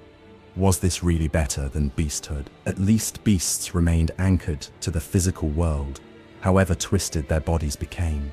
The choir might simply dissolve into pure awareness, consciousness without form. Chapter 6. The Long Decline. Years passed, though measuring time became difficult for those operating at Byrgenwerth's altered frequency. Willem's physical condition continued its slow collapse. He stopped eating regularly, his body sustained more by his connection to cosmic energies than by conventional metabolism. He no longer left his chair by the lake, sitting day and night in the same position, facing water that served as his window to higher realities. His skin grew pale and thin, his breathing shallow, his movements minimal. The other scholars learned to interpret his silences. Willem communicated less through words and more through presence, through subtle shifts in the cosmic currents that those with sufficient perception could detect. The choir especially developed an ability to understand their master's intent without verbal instruction, reading his consciousness directly through the psychic connections they'd all cultivated. To outsiders, Willem appeared catatonic. To his students, he was more active than ever, just operating on levels invisible to normal perception. Yharnam's situation grew increasingly desperate during this period. The beast Scourge had reached critical mass, with transformations occurring so frequently that the hunters couldn't keep up. Entire districts of the city had to be abandoned, left to the beasts that prowled their street. The healing church maintained control of the central areas, but its authority was crumbling as people began to question whether blood ministration was worth the cost. Multiple factions within the church pursued different solutions to the beast problem. The choir, using techniques derived from Willem's teachings, but applied to their own ends, attempted to commune directly with Great Ones through refined blood use and ritual. The school of Mensis went further, trying to call a Great One down into the physical world entirely, to make direct contact that would grant humanity the understanding to transcend its beast-plagued state. The hunters continued their endless slaughter, managing symptoms without addressing causes. None of these approaches succeeded in stopping the scourge. The beast transformations accelerated with each passing year, with each new generation born to parents saturated with old blood. The contamination had spread too widely, infected too many people, persisted for too long to be stopped by any conventional means. Yharnam was dying, and everyone who understood the situation knew it. The only question was how long the city could persist before collapsing entirely into bestial chaos. Willem observed Yharnam's decline with the detachment of someone who'd predicted exactly this outcome decades earlier. He'd tried to warn them. He'd developed an alternative. He'd done everything possible, short of forcing people to follow his advice. The fact that humanity had chosen Laurence's path over his own wasn't his responsibility. He'd offered wisdom. They'd chosen blood. Now they would reap what they'd sown. And perhaps that was necessary. Perhaps civilization had to destroy itself completely before it could rebuild on wiser foundations. But this cold philosophy didn't fully satisfy even Willem himself. Late at night, sitting in his chair, perceiving the cosmic currents that flowed through and around the dying city, he felt something that his expanded awareness couldn't eliminate: guilt. He'd discovered Ebrietas. He'd begun the old blood research. He'd trained Laurence, given him the knowledge and tools to build the healing church. Yes, Laurence had made his own choices, but Willem had made those choices possible. The blood-drunk city was Laurence's creation, but Laurence himself was Willem's. This guilt drove Willem to one final, desperate experiment. If his insights were correct, if the Great One's primary motivation was reproductive hunger, then perhaps there was a way to end the curse by satisfying that hunger. If Yharnam could provide the Great Ones with what they wanted, offspring, children, whatever form that took, then perhaps the cosmic entities would withdraw their influence, would stop driving humans toward transformation and communion. But how did one provide children to gods? The Pythagoreans had tried, creating hybrid beings through blood rituals and direct breeding with altered humans. Some of these attempts had produced viable offspring, creatures that were part human and part Great One. But those hybrids were themselves monstrous, and the Pythagorean civilization had fallen despite or because of their success. Simply repeating that approach wouldn't save Yharnam. Willem's solution was theoretical and appallingly risky. He proposed using his own consciousness as a medium, a channel through which Great One reproduction could occur on a purely mental or spiritual level. His body was already failing, already disconnected from normal physical existence. Perhaps that body could become a vessel, a womb of sorts, for something between human thought and cosmic awareness. If he could carry such a hybrid consciousness to term, so to speak, it might satisfy the reproductive hunger driving the Great One's interest in humanity. The choir was horrified by this proposal. Willem was suggesting, essentially, a form of suicide, the dissolution of his individual consciousness to create something new. Even if it worked, even if a hybrid awareness emerged from the attempt, Willem himself would be destroyed in the process. His insight, his wisdom, his identity, all would be consumed to birth something alien. It was sacrifice on a level that exceeded martyrdom, the voluntary annihilation of self, for a goal that might not even be achievable. But Willem had made his decision. His body was failing anyway, barely sustaining consciousness. His sight was gone, his mobility minimal, his connection to physical reality increasingly tenuous. He could either fade gradually into death, or use what remained of his existence for one final attempt to undo the damage his discoveries had caused. The choice was clear, if horrifying. The ritual Willem designed drew on everything he'd learned from decades of research. It combined Poethymerian blood ceremony elements with his own meditation techniques, with cosmic perception methods, and the knowledge gained from studying Ebrietas and the lake-dwelling Great One. The preparation took months, with Willem barely clinging to life, using the last of his strength to ready his consciousness for transformation. The choir assisted, despite their reservations. They gathered the necessary materials, prepared the ritual space, maintained the psychic supports that would allow Willem's consciousness to remain cohesive during the attempt. They knew they were helping their master die, but they also understood that this was his choice, made with full awareness and after careful consideration.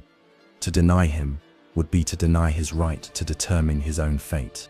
The night chosen for the ritual was cloudless, with a full moon illuminating the lake. Willem sat in his chair as always, but this time surrounded by the choir, by ritual objects, by decades of accumulated knowledge, made physical. He began the meditation that would open his consciousness completely, that would make him vulnerable to the cosmic forces he'd spent his life studying. The choir supported him, their combined awareness creating a psychic framework within which the transformation could occur. What happened next is difficult to describe in physical terms. Willem's consciousness expanded massively, then contracted, then expanded again in different dimensions. He touched minds or awarenesses that weren't human, that weren't even fully present in physical reality. The boundary between Willem and the cosmic dissolved, reformed, dissolved again. His identity fragmented under the strain, pieces of consciousness spinning off to drift in higher dimensions, while other pieces tried to maintain cohesion. The hybrid awareness that Willem hoped to create began to emerge, but not in the way he'd envisioned. It wasn't a single new entity, but a multiplicity, a collection of fragmented consciousnesses that were all Willem and all not Willem simultaneously. These fragments possessed cosmic perception, but also retained aspects of Willem's personality, his memories, his goals. They were children of sorts, but children born from thought rather than flesh, existing primarily in the phantasm realm and other non-physical dimensions. The process consumed Willem's remaining vitality completely. His body, already failing, became little more than a shell, maintaining the barest spark of life. His consciousness no longer resided primarily in his physical form, but was scattered across dimensions. Existing in the fragments that the ritual had created, he was simultaneously dead and not dead, present and absent, individual and dissolved. The choir observed the transformation with awe and horror. They'd helped their master achieve something unprecedented, genuine reproduction between human and cosmic awareness. But the cost was total. Willem was gone as an individual, transformed into something too distributed to be called a person anymore. The fragments that remained possessed his knowledge, but weren't him in any meaningful sense. They'd gained a hybrid awareness at the cost of losing their creator entirely. In the physical world, Willem's body remained in the chair, breathing slowly, eyes unseeing, consciousness minimal. He'd become little more than an anchor point for the fragments of awareness that existed elsewhere. The scholars understood that killing the body would be merciful, that Willem himself would probably want them to end his physical suffering, but they couldn't bring themselves to do it. Some part of him was still present in that frail form, and destroying it felt like murder regardless of the circumstances. So Willem remained, neither alive nor dead, present but absent, successful and failed.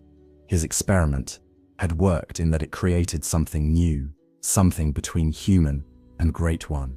But it hadn't solved the beast's scourge, hadn't saved Yharnam, hadn't provided the salvation he'd hoped for. The hybrid consciousnesses he'd created drifted in higher dimensions, occasionally perceiving physical reality, but they had no power to alter it.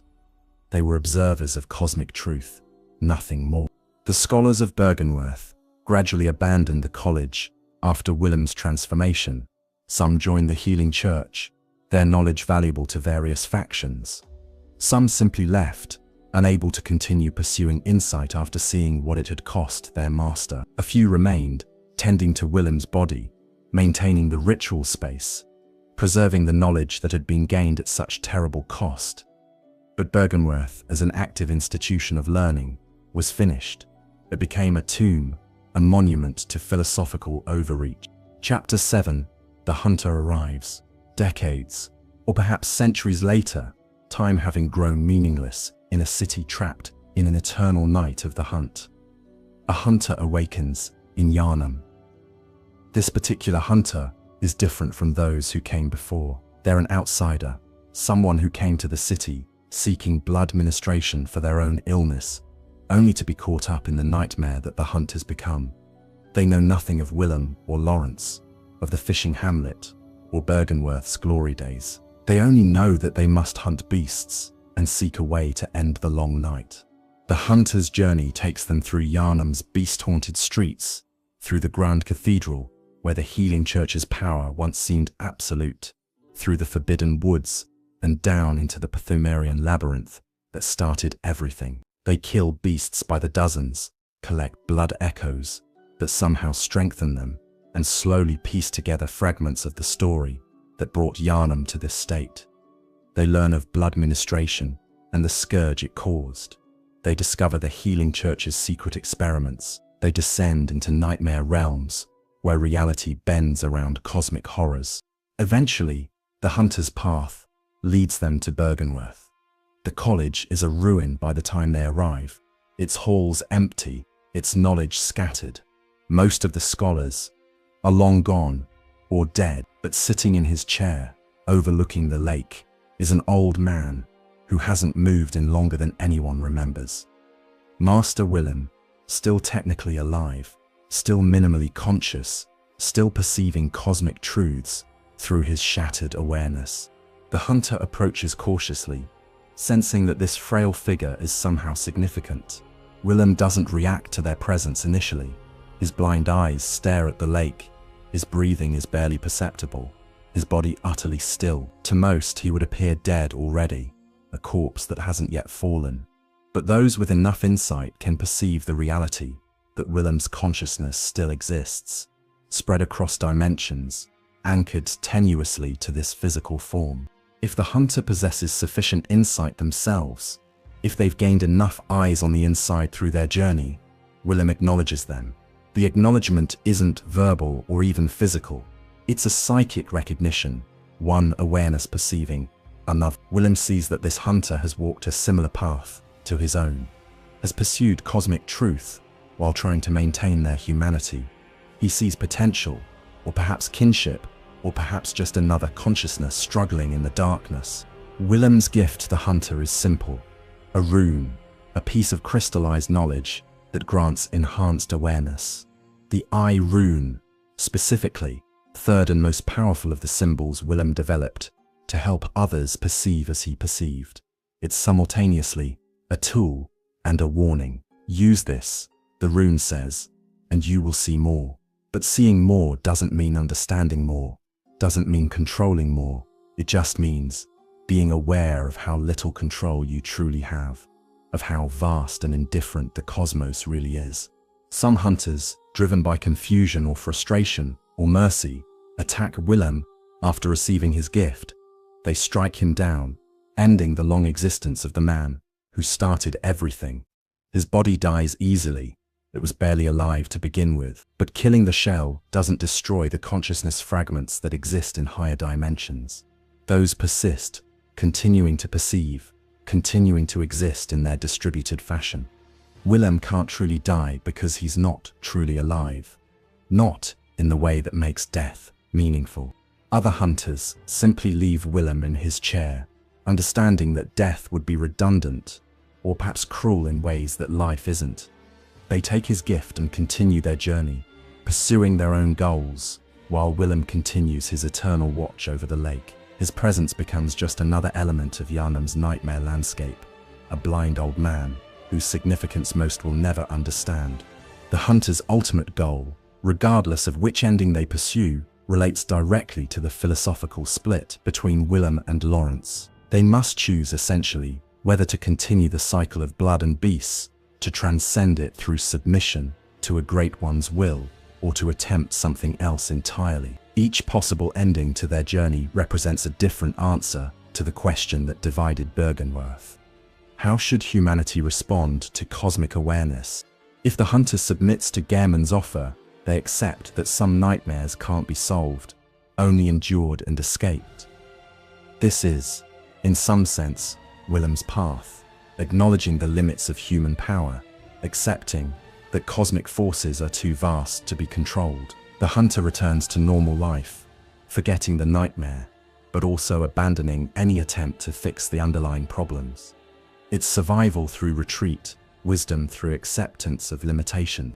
If the hunter refuses Gehrman and consumes the cord of the orphan, they're choosing Laurence's path, believing that humanity can transcend its limitations through force of will and consumption of cosmic power. They fight and defeat the presence that maintains the hunter's dream, asserting human agency over cosmic design. But this victory is ambiguous at best. They haven't solved the beast's scourge or saved Yharnam. They've simply claimed power without clear understanding of how to use it responsibly.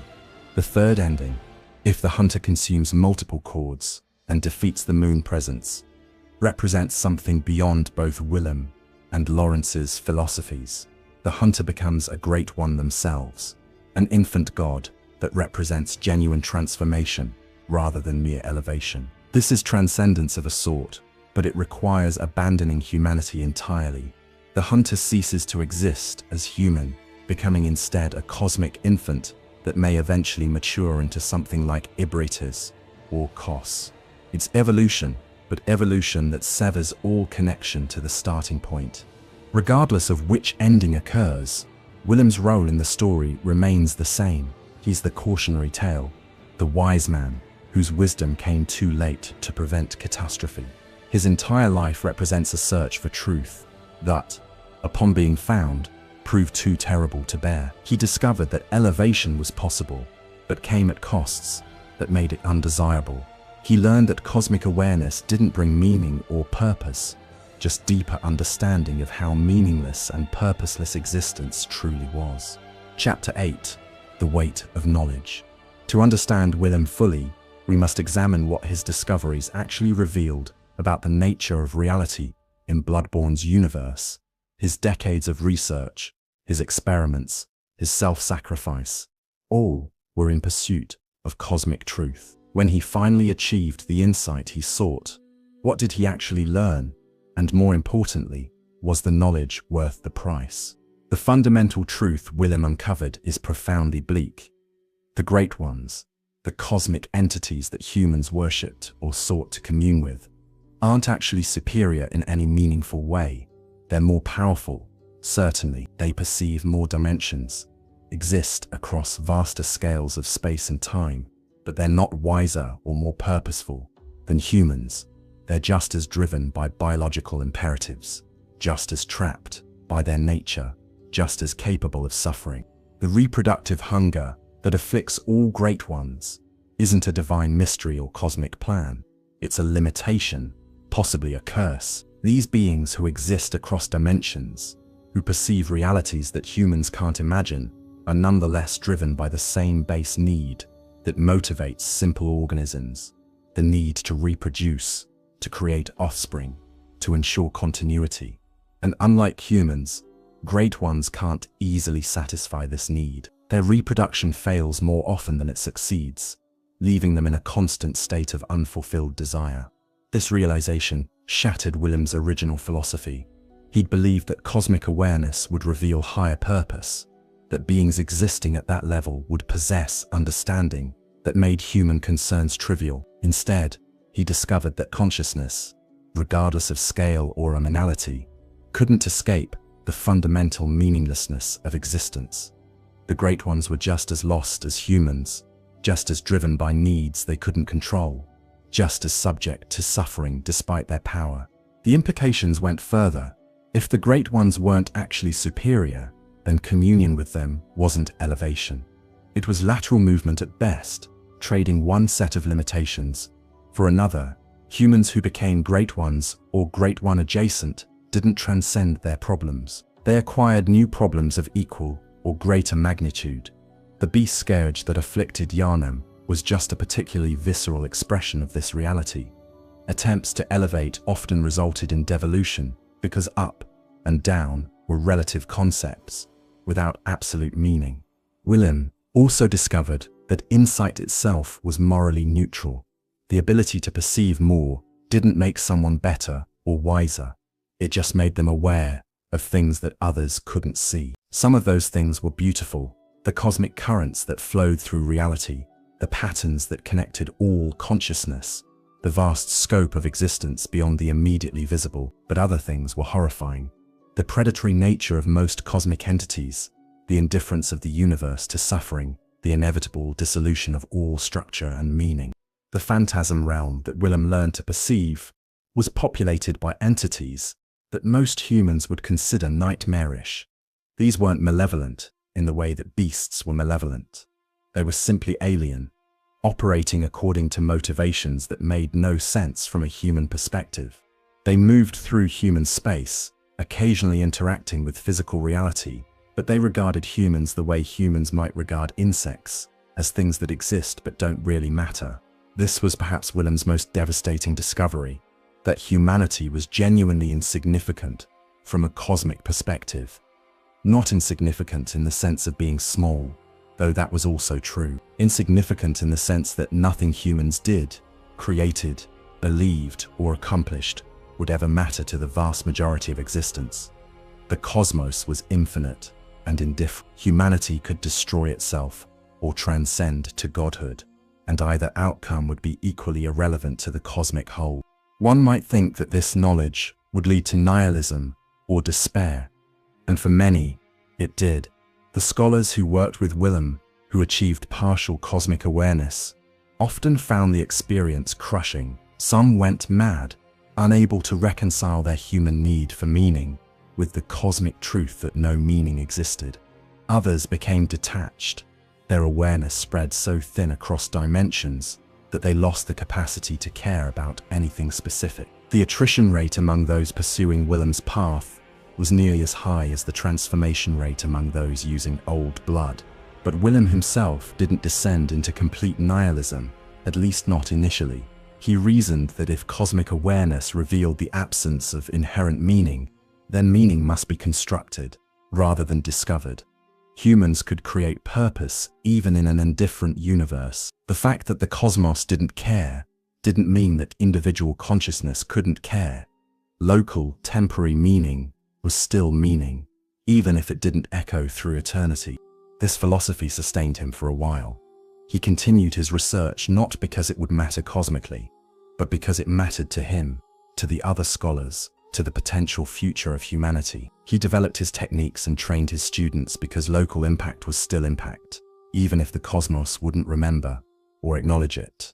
Meaning was something you made, not something you found, and the absence of cosmic purpose freed humans to define their own purposes. But this constructed meaning proved fragile under the weight of actual cosmic awareness. The more Willem perceived, the harder it became to maintain his philosophical framework. Every moment of expanded consciousness brought new evidence of cosmic indifference, of the futility of human effort, of the inevitability of dissolution. He tried to maintain his commitment to locally constructed meaning, but it crumbled gradually under the pressure of what he knew to be true. The final blow came when Willem achieved full awareness of time from a Great One perspective. Human consciousness exists in a narrow present, with memories of past and anticipation of future, but no direct experience of either. Great Ones perceive time differently, existing simultaneously across multiple temporal points. Willem gained a fragment of this perception, and it revealed the ultimate futility of all action. From this temporal perspective, everything that humans considered important, their achievements, their relationships, their civilizations, existed as brief flickers in an infinite timeline. Yharnam's entire history, from foundation to eventual abandonment, was a moment. Humanity's existence, from emergence to extinction, would be an eye blink. The universe itself, vast as it was, had a finite lifespan that would eventually end in heat death or collapse. Nothing permanent could be created, because permanence was illusion. All structure was temporary, all meaning ephemeral, all consciousness doomed to eventual dissolution. This knowledge destroyed the last remnants of Willem's will to continue in any traditional sense. He couldn't pursue goals that he knew were ultimately futile.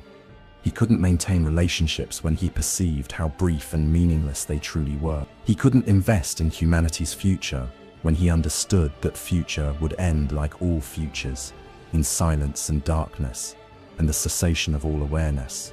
The philosophical framework he'd constructed to give meaning to an indifferent cosmos collapsed under its own weight. His final transformation, the ritual that fragmented his consciousness, was an attempt to escape this knowledge, or perhaps to embrace it fully, by dissolving his individual awareness into distributed fragments. He could stop being Willem and therefore stop suffering from what Willem knew. The hybrid consciousnesses he created didn't have his memories, his personality, his accumulated trauma. They were aware but not burdened by awareness, perceiving but not destroyed by perception. But even this escape was incomplete. Fragments of Willem's consciousness retained enough coherence to still experience something like suffering. They perceived the cosmic truths that had destroyed him, but they lacked the context to understand why those truths mattered. They existed in a state between ignorance and knowledge, awareness and confusion, being and dissolution. It was arguably worse than either full human consciousness or complete cosmic awareness, a liminal state with neither meaning's comfort nor oblivion's peace. Chapter 9: The Parallel Lives of Willem and Laurence. Throughout this long examination of Willem's life and choices, we've touched repeatedly on his relationship with Laurence, but it's worth examining that relationship more systematically, understanding how two people who started with shared goals and mutual respect became the architects of competing visions that defined Yharnam's fate. Their parallel lives illuminate the core tensions in Bloodborne's narrative, between caution and action, between individual and collective, between understanding and power. Both men were exceptional in their own ways. Willem possessed philosophical depth and the patience to pursue long-term research without immediate application. Laurence had practical genius and the charisma to build institutions that could implement ideas at scale. Under ideal circumstances, they would have complemented each other perfectly. Willem providing vision and wisdom, Laurence handling execution and organization. The tragedy is that they got stuck on fundamentally incompatible approaches to the same problem. The split came down to a question that still divides people today. When you possess transformative knowledge, what's the ethical path forward? Willem believed in extreme caution, in understanding fully before acting, in limiting access to dangerous power. Laurence believed in using knowledge to help people, in accepting risk as the price of progress, in trusting that problems could be solved as they arose. Neither position was inherently wrong, but they couldn't coexist. Willem's caution was informed by evidence. The Puthamerians had pursued communion aggressively and destroyed themselves. The old blood clearly had dangerous properties. The Great Ones weren't benevolent guides, but alien entities with their own agenda. Every piece of evidence suggested that rushing into widespread use of cosmic power would end in catastrophe. From this perspective, Willem's position wasn't just philosophical preference, but rational response to data. Laurence's activism was informed by compassion. People were dying of diseases that old blood could cure. The suffering was immediate and preventable. Yes, there were risks, but the alternative was accepting needless death out of fear of hypothetical future problems. From this perspective, Laurence's position wasn't reckless ambition, but humanitarian necessity. How could you justify withholding a cure because it might cause problems later? The moral calculus was genuinely difficult. Willem's approach would prevent the beast's scourge, but would also deny healing to thousands who could have been saved. Laurence's approach saved those thousands, but eventually created the beast scourge that killed tens of thousands. With hindsight, Willem's caution seems vindicated. But from Laurence's position at the decision point, with people suffering now versus catastrophe that might or might not occur later, his choice was defensible. What's fascinating is how both men's positions hardened over time. Willem became increasingly convinced that his caution was the only rational approach, that Laurence's activism was fundamentally reckless regardless of good intentions. Laurence became increasingly certain that Willem's caution was cowardice dressed up as wisdom, that real scholars should use knowledge rather than hoard it. The middle ground that might have existed when they first discovered old blood disappeared as each became more committed to his position. Their competing institutions reflected these philosophies. Byrgenwerth remained small, selective, focused on understanding. The healing church grew massive, inclusive, focused on application. Byrgenwerth produced a few individuals with genuine cosmic awareness who maintained their humanity at great personal cost. The church produced widespread healing and equally widespread transformation. Neither institution successfully balanced the benefits and costs of old blood. The personal cost to both men was devastating. Willem achieved his goal of gaining cosmic insight through non-blood methods, but it destroyed his body and eventually his individual consciousness. He proved his path was viable, but couldn't make it sustainable or widely applicable. Laurence achieved his goal of using old blood to help people, but it cost him his humanity and eventually transformed him into the very beast he'd tried to protect humanity from. He proved his path worked in the short term, but couldn't prevent the long-term catastrophe. In their final states, the parallels are striking. Willem sits in his chair at Byrgenwerth, blind and silent, his consciousness scattered across dimensions, no longer fully human, but not quite anything else either. Laurence lies in his chamber, in the nightmare, a beast on fire, conscious enough to suffer, but not coherent enough to think clearly, transformed into the embodiment of everything he fought against. Both transcended their original human limitation. Neither transcended in ways they would have wanted. The tragedy deepens when you realize that both were partially right. Willem correctly identified the dangers of old blood, but couldn't provide a viable alternative that would actually help the suffering masses. Laurence correctly identified that healing potential, but couldn't prevent the catastrophic side effects. A synthesis of their approaches, Willem's caution combined with Laurence's humanitarian focus, might have found a middle path. But that synthesis never emerged because the two men became so focused on their disagreement that collaboration became impossible. Their story is ultimately about how good intentions and genuine wisdom can still produce catastrophic outcomes when pride and philosophical certainty prevent compromise. Willem knew he was right about the dangers, and that knowledge made him unwilling to acknowledge any value in Laurence's approach. Laurence knew he was right about the healing potential, and that knowledge made him dismiss Willem's warnings as excessive caution. Both were correct about what they knew. Neither was wise enough to admit that correctness wasn't completeness.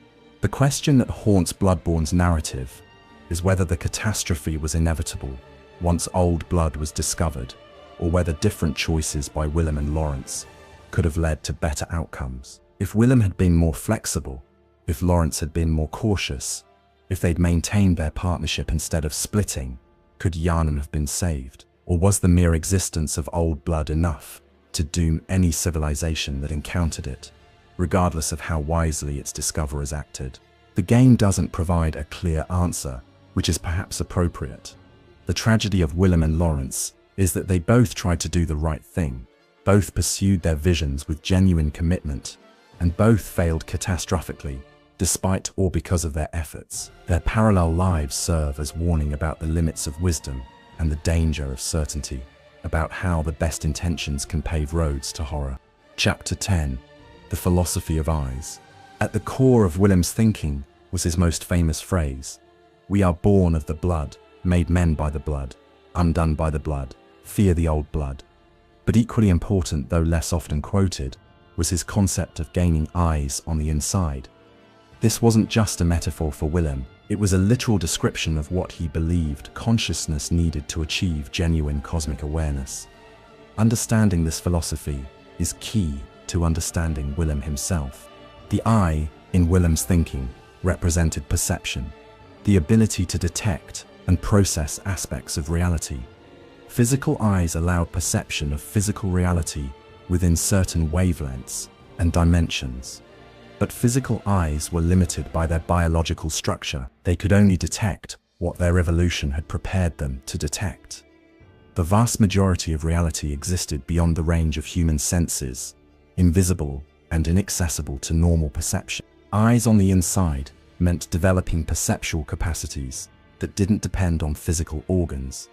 These were mental or spiritual capabilities that allowed consciousness to perceive dimensions beyond the physical. By cultivating these internal eyes, a person could see the phantasm realm, perceive cosmic currents, detect the presence of great ones, and other non-physical entities. It was the difference between reading about a place and actually visiting it. Internal eyes made the cosmic directly experienceable, rather than theoretically knowable. Willem believed this was humanity's next evolutionary step. Just as ancient organisms had developed physical eyes to navigate physical space, conscious beings needed to develop internal eyes to navigate cosmic space. The Great Ones had achieved this already. They possessed perception that spanned dimensions, that could detect and interact with realities beyond the physical. Humans needed to cultivate similar capabilities, or remain forever trapped in a narrow slice of existence. But gaining internal eyes wasn't straightforward. Physical eyes developed naturally through biological processes. Internal eyes required conscious effort, intentional cultivation, practices that pushed consciousness beyond its default state. This was where Willem's meditation techniques came in. They were exercises designed to build perceptual muscles that didn't naturally develop. The process was difficult and dangerous because you were essentially hacking your own consciousness, forcing it to do things it wasn't designed to do. The danger came from the fact that human consciousness is structured to operate within certain parameters. Our sense of self, our grasp of linear time, our spatial awareness, all these are adaptations to physical existence in three-dimensional space. When you gain eyes on the inside and start perceiving beyond these dimensions, your sense of self becomes unstable. You perceive yourself existing simultaneously in multiple states or dimensions, and the unified consciousness that defines human identity begins to fragment. This was the price of Willem's path. Physical eyes could be opened without destroying the self. Internal eyes couldn't. The very act of perceiving cosmic reality changed the perceiver. Fundamentally, you couldn't gain eyes on the inside and remain entirely human. The question was whether you could achieve the perception while maintaining enough coherence to still be yourself, or whether the transformation would be complete and you'd dissolve into cosmic awareness entirely. Willem's own transformation illustrated this danger. He'd successfully gained internal eyes. He perceived the phantasm realm, sensed great ones, understood cosmic currents. But the process had destroyed his physical eyes and begun to fragment his consciousness. Near the end, he existed more in higher dimensions than in physical space. His sense of self distributed across realities. He'd achieved his goal, but paid for it with his identity. The philosophy of eyes also explained Willem's objection to old blood. Blood worked differently than meditation and mental cultivation. It physically altered brain chemistry and body structure. forcing perception rather than naturally developing it. This was faster than Willem's methods, producing results in hours or days rather than years, but it was also less controlled and more corrupting. When you gained eyes through blood, you weren't developing internal perceptual capabilities. You were physically mutating your flesh to process cosmic input. Your brain literally changed structure, growing new neural pathways that could handle non-physical information. Your body became a hybrid between human and something else, capable of perceiving and interacting with cosmic reality directly. This was what caused the beastly transformations. The physical alteration couldn't be controlled or limited to just perceptual changes. Willem understood that both paths led to similar destinations: cosmic awareness, loss of human identity, transformation into something post-human.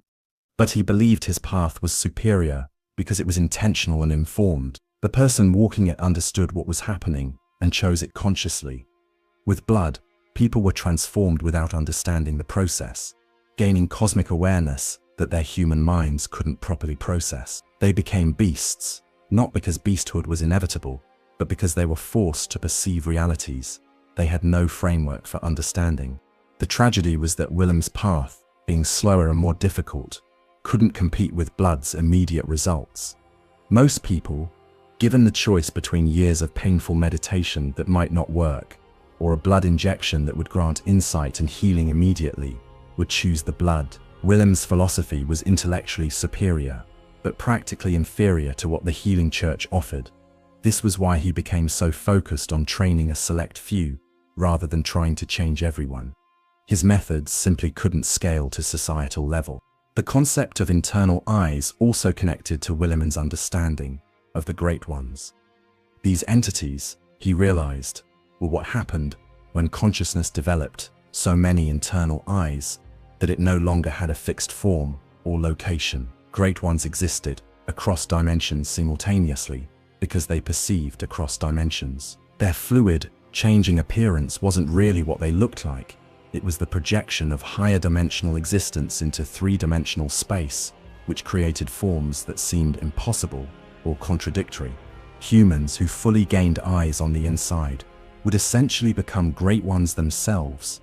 Their consciousness expanded beyond physical containment, their perception unlimited by dimensional boundaries. This was theoretically the goal of both Willem and Laurence's paths, to elevate humanity to Great One status. But both discovered that this elevation wasn't actually desirable because it required abandoning everything that made one human in the first place. Willem came to believe, late in his life, that perhaps humanity shouldn't cultivate internal eyes at all. Physical existence in physical space, with its limitations and narrow perception, might actually be preferable to cosmic awareness. Ignorance wasn't just bliss, it was sanity. The things that internal eyes revealed weren't worth knowing, because knowing them made everything worse. The universe was better, not understood. Cosmic truth better left undiscovered. But he couldn't unknown what he'd learned or unsee what he'd perceived. His internal eyes, once opened, couldn't be closed. He was trapped in awareness that he'd come to wish he didn't have, perceiving truths that he'd rather remain ignorant of.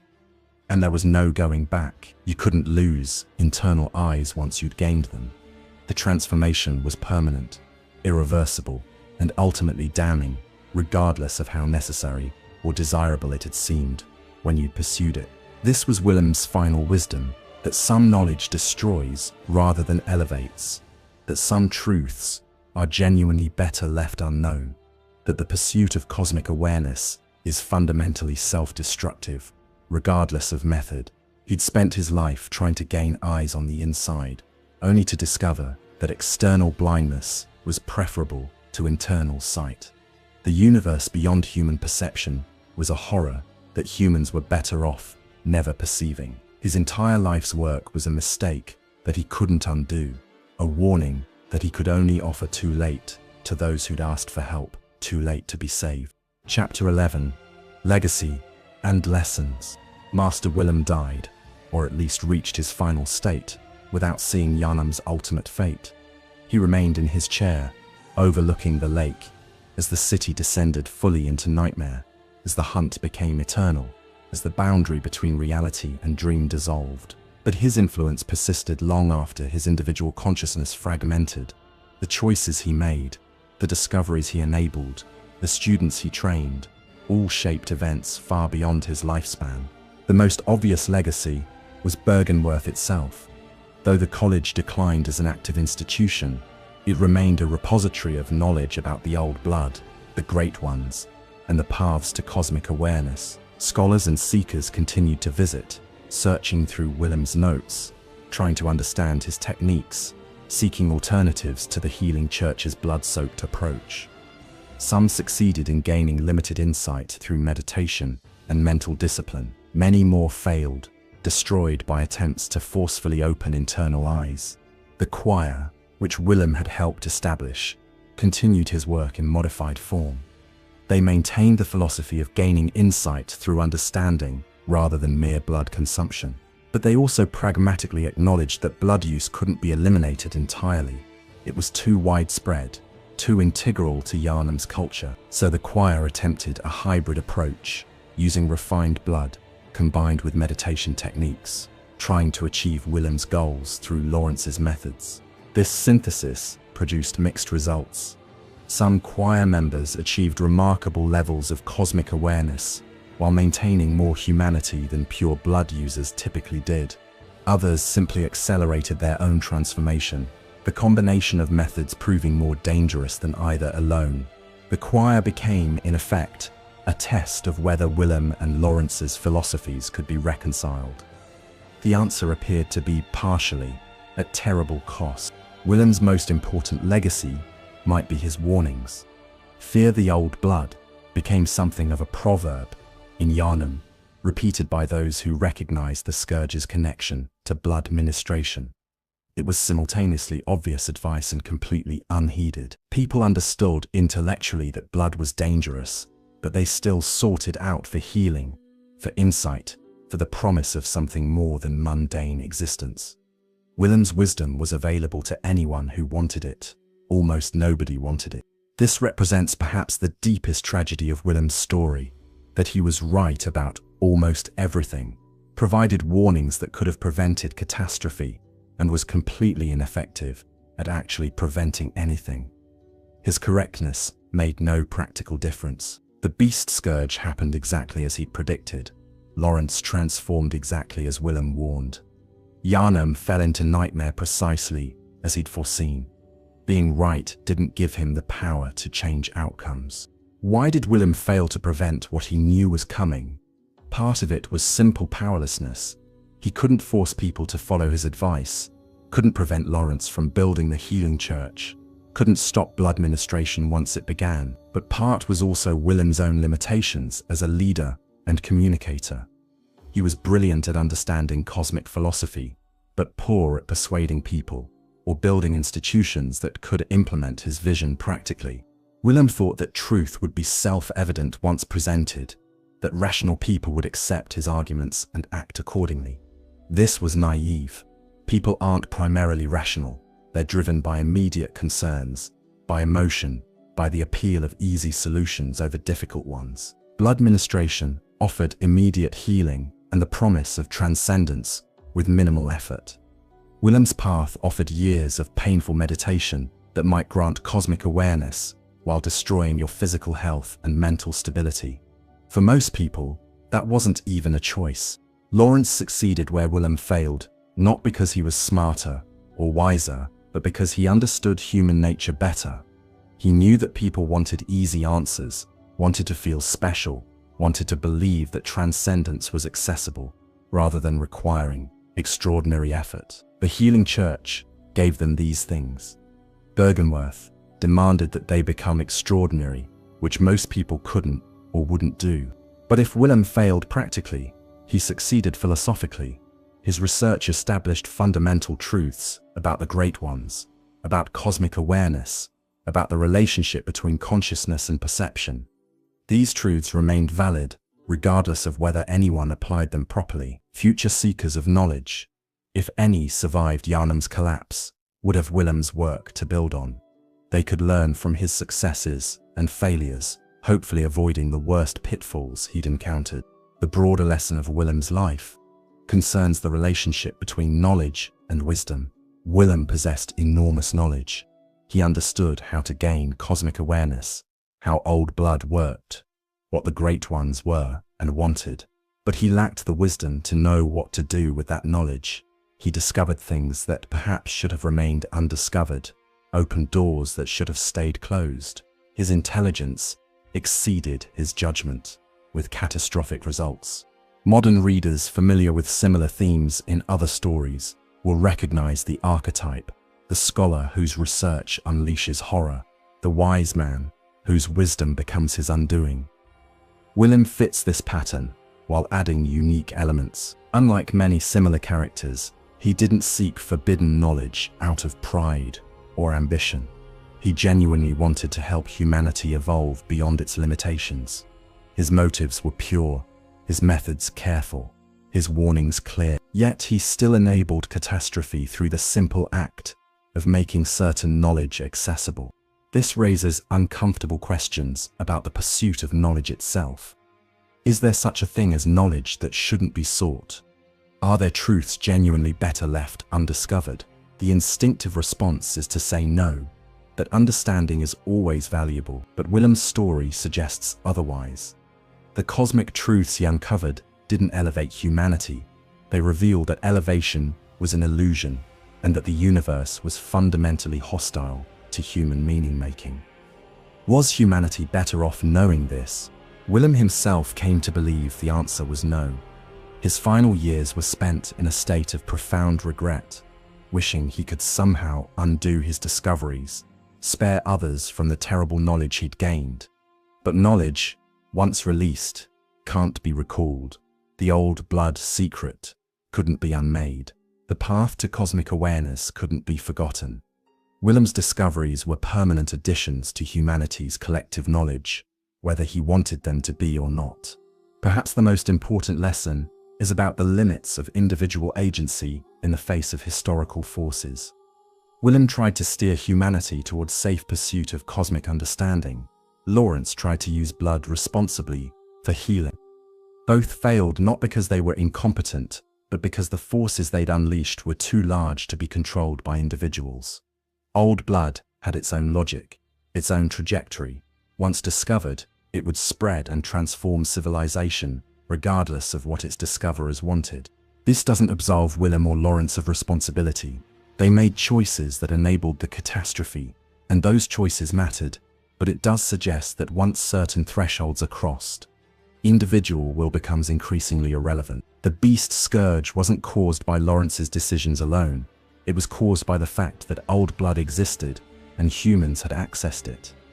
Any sufficiently curious and ambitious civilization encountering that substance would probably have suffered similar consequences.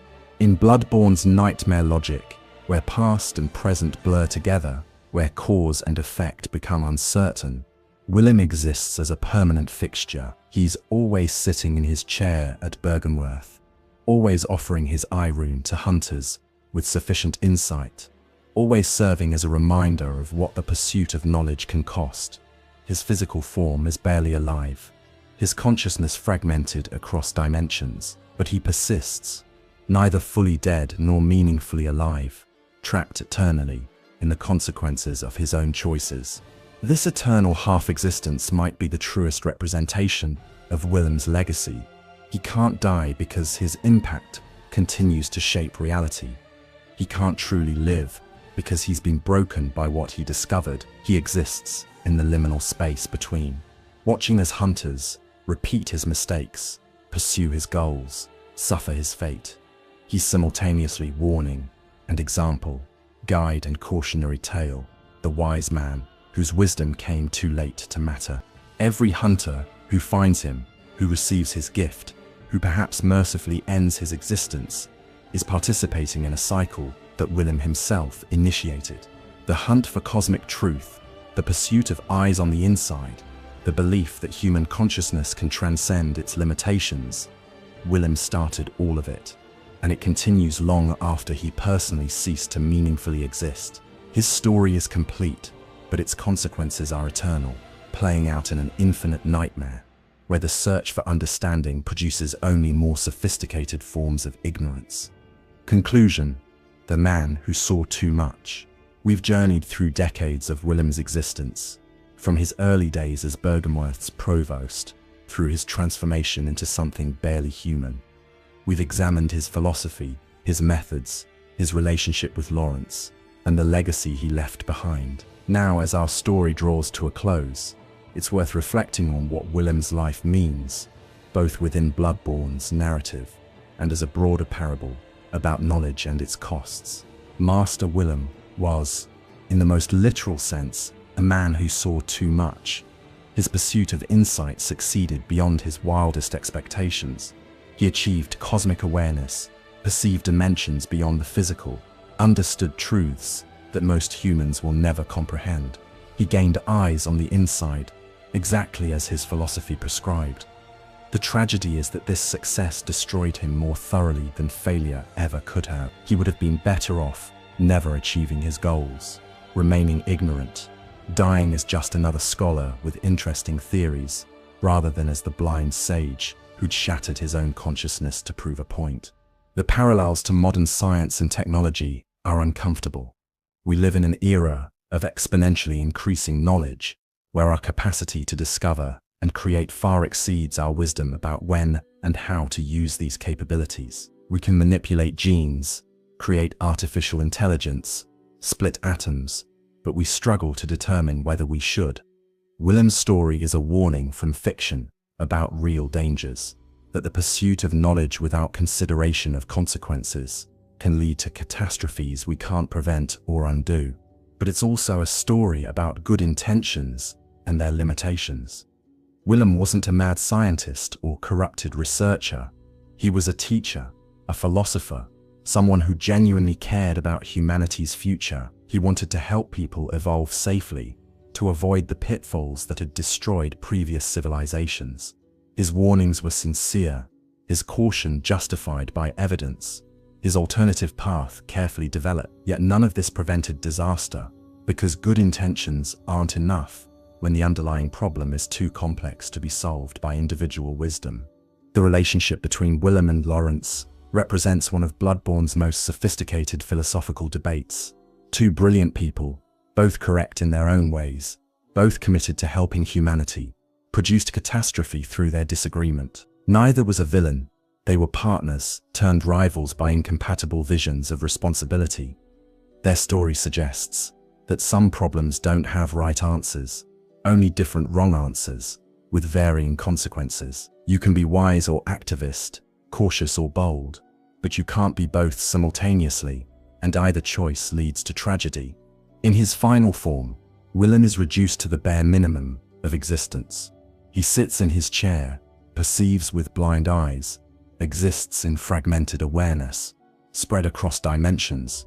Most hunters who find him have no idea who he is or was. They see only an old man who might drop useful items when killed. The greatest scholar of his age has become just another obstacle or resource in a game played by people who don't understand the history that created their nightmare. There's dark poetry in that reduction. Willem sought to elevate humanity, to create understanding that would transcend individuals and benefit all future generations. Instead, he became a footnote, a barely alive resource node, significant only for the eye rune he can grant to those with insight. His entire life's work, all his wisdom and warnings, reduced to a game mechanic that most players won't even understand the significance of. It's a perfect encapsulation of cosmic indifference. The universe doesn't care about your intentions or achievements. It will reduce everything to irrelevance, given enough time. Yet Willem's story is also weirdly inspirational in its darkness. He pursued truth despite knowing it would destroy him. He maintained his philosophical convictions, even when they became untenable. He tried to help humanity even after understanding how futile such help was. This is arguably more admirable than succeeding would have been. Anyone can maintain conviction when it's validated. Maintaining it in the face of total failure requires a different order of strength. The question that haunts anyone who seriously engages with Willem's story is simple and impossible. Should he have proceeded differently? Should he have never explored the Parthumerian ruins? Should he have destroyed the old blood research immediately upon discovering it? Should he have compromised with Laurence, finding middle ground between their philosophies?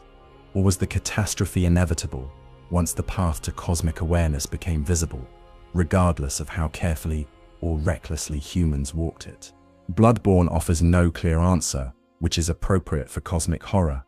The genre isn't about providing solutions, but about depicting how insufficient human understanding is when confronted with vast and alien realities. Willem's story exemplifies this. A brilliant man who did everything he could think of to handle dangerous knowledge responsibly, and who failed absolutely despite his best efforts. The horror isn't that he made mistakes, but that he didn't. That even perfect execution couldn't prevent disaster once certain thresholds were crossed. For hunters who encounter Willem in the game, he's a mystery, this old man by a lake, blind and silent, whose significance is never explained. But for those who dig into the lore, who read item descriptions, and piece together the timeline, Willem becomes something more. He's the key to understanding how Yharnam fell, why the beast Scourge exists, what the healing church was trying to achieve. He's the fulcrum point where a world of normal problems became a world of cosmic nightmares. And sitting there in his chair, perceiving with blind eyes dimensions that most will never see, Master Willem waits. He waits for hunters who will understand what he tried to teach. He waits for someone wise enough to avoid the mistakes he and Laurence made. He waits for humanity to finally fear the old blood enough to turn away from it. But mostly, I just waits, trapped in an existence that has long since lost any meaning, beyond serving as monument to failed wisdom. The moonlight reflects off the lake's surface, illuminating water that contains more than water. Phantasms move through the space around him, cosmic entities going about their incomprehensible business. The Great One that dwells in the lake's depths occasionally perceives the old man sitting at its shore, registers his presence without interest or concern. Willem senses all of this with his internal eyes, understands it with his fragmented consciousness, and feels nothing about any of it anymore. He is beyond such things now, beyond emotion, beyond purpose, beyond the concerns that once drove him. He has achieved perfect cosmic awareness at the cost of everything that makes awareness valuable.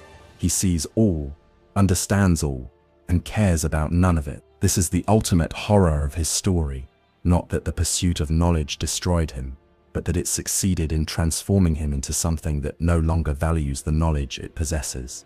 Master Willem, the scholar who doomed humanity by trying to save it, sits in his chair by the lake. He will be there tomorrow, next year, next century, if Yharnam persists that long, an eternal fixture of a world trapped in nightmare. A warning that nobody heeds, a wise man whose wisdom came too late to matter. Fear the old blood, he tried to tell them. But humanity never fears what it desires, and it always desires what will destroy it. That is his legacy, that is his lesson, and that is his eternal punishment. To know the truth that could have saved everyone, to exist as proof that knowing truth isn't enough, to watch as each new generation makes the same mistakes he tried to prevent. Master Willem gained eyes on the inside and lost the ability to close them. Now he must perceive forever the nightmare that his discoveries helped create, powerless to change it, unable to look away.